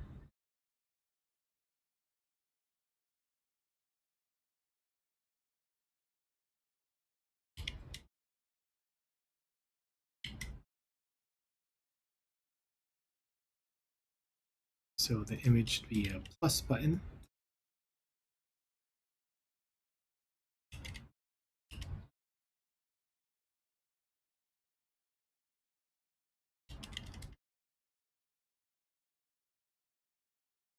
And instead of going back, we should say show occurrence.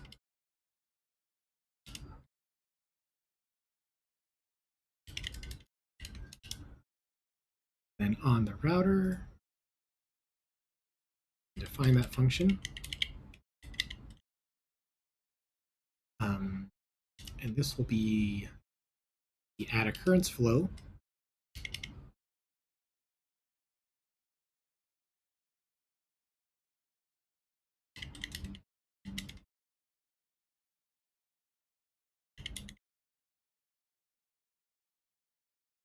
Oh, it needs the event ID. Okay. We should have that easily.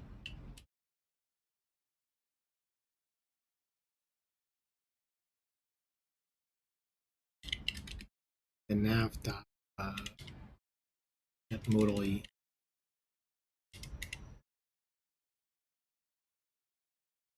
failed should be where it needs the event ID. Yep.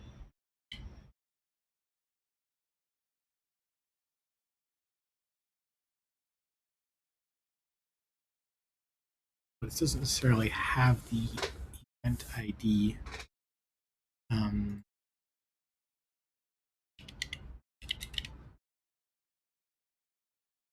Oh, you know what we could do?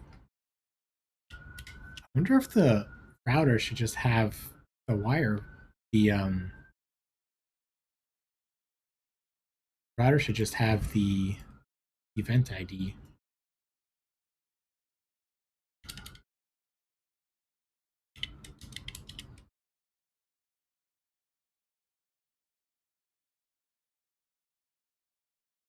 Because that's a part of like where we are. It has the current nav stack. It'll have the current event ID as well.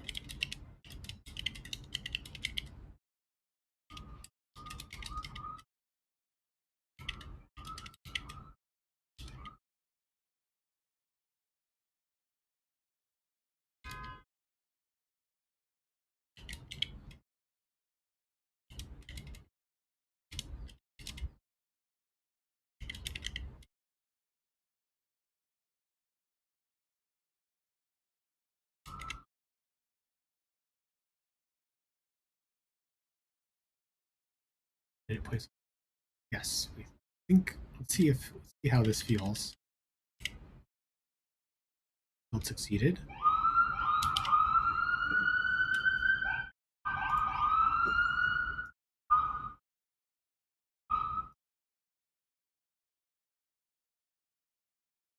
Nice. We just added another one. Let's say we had another breakfast. Yeah, a few minutes ago. Nice. Then how does this feel, I guess, programming wise?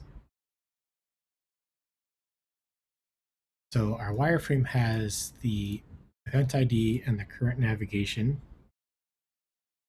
It's basically everything that the wireframe has. It's not too surprising.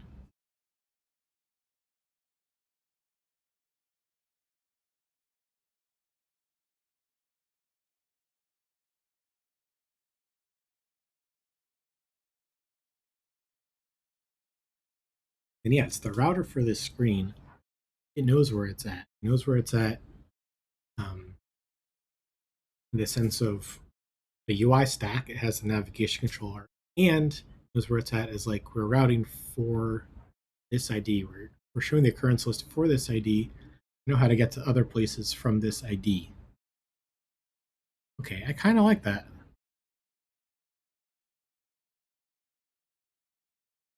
Yeah, then the action, there's no reason to pass this event ID all around the app or all around, this screen.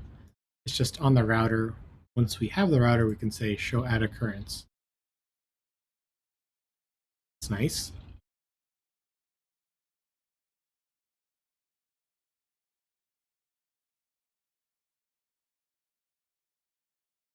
Add occurrence.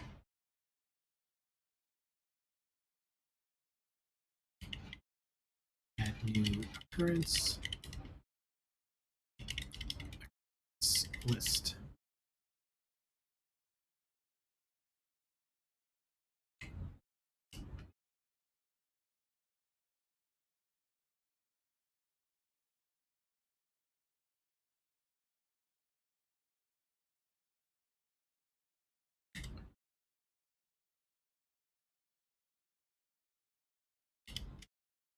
Add a little bit of spacing there. Will help.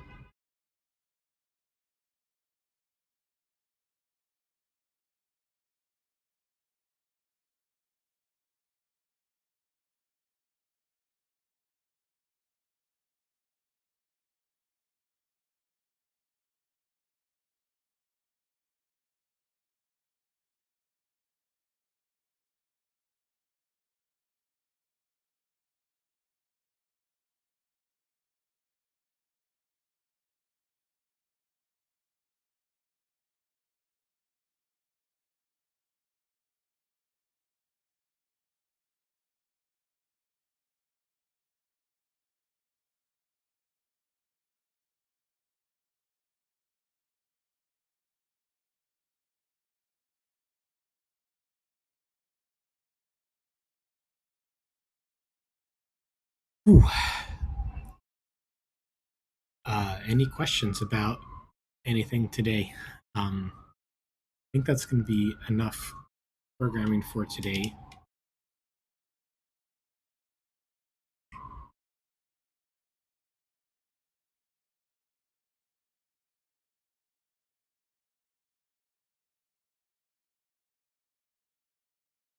Push this into trunk.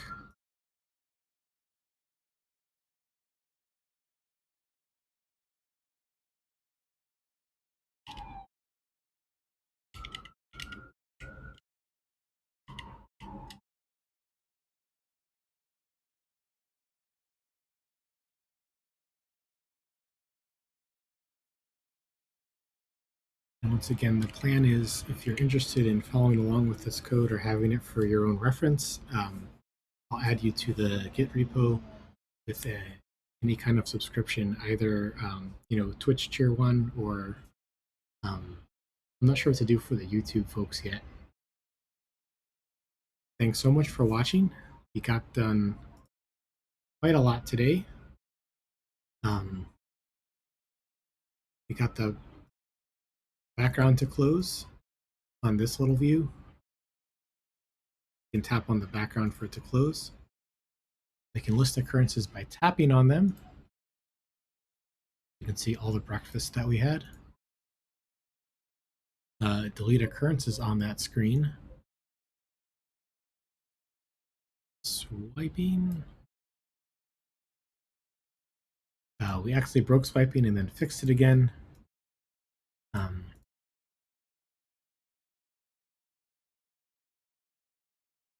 Interesting. This one has more. This nav bar is bigger than this nav bar. I wonder why that is. Then we extracted a database view and we did a lot of cleanup around that.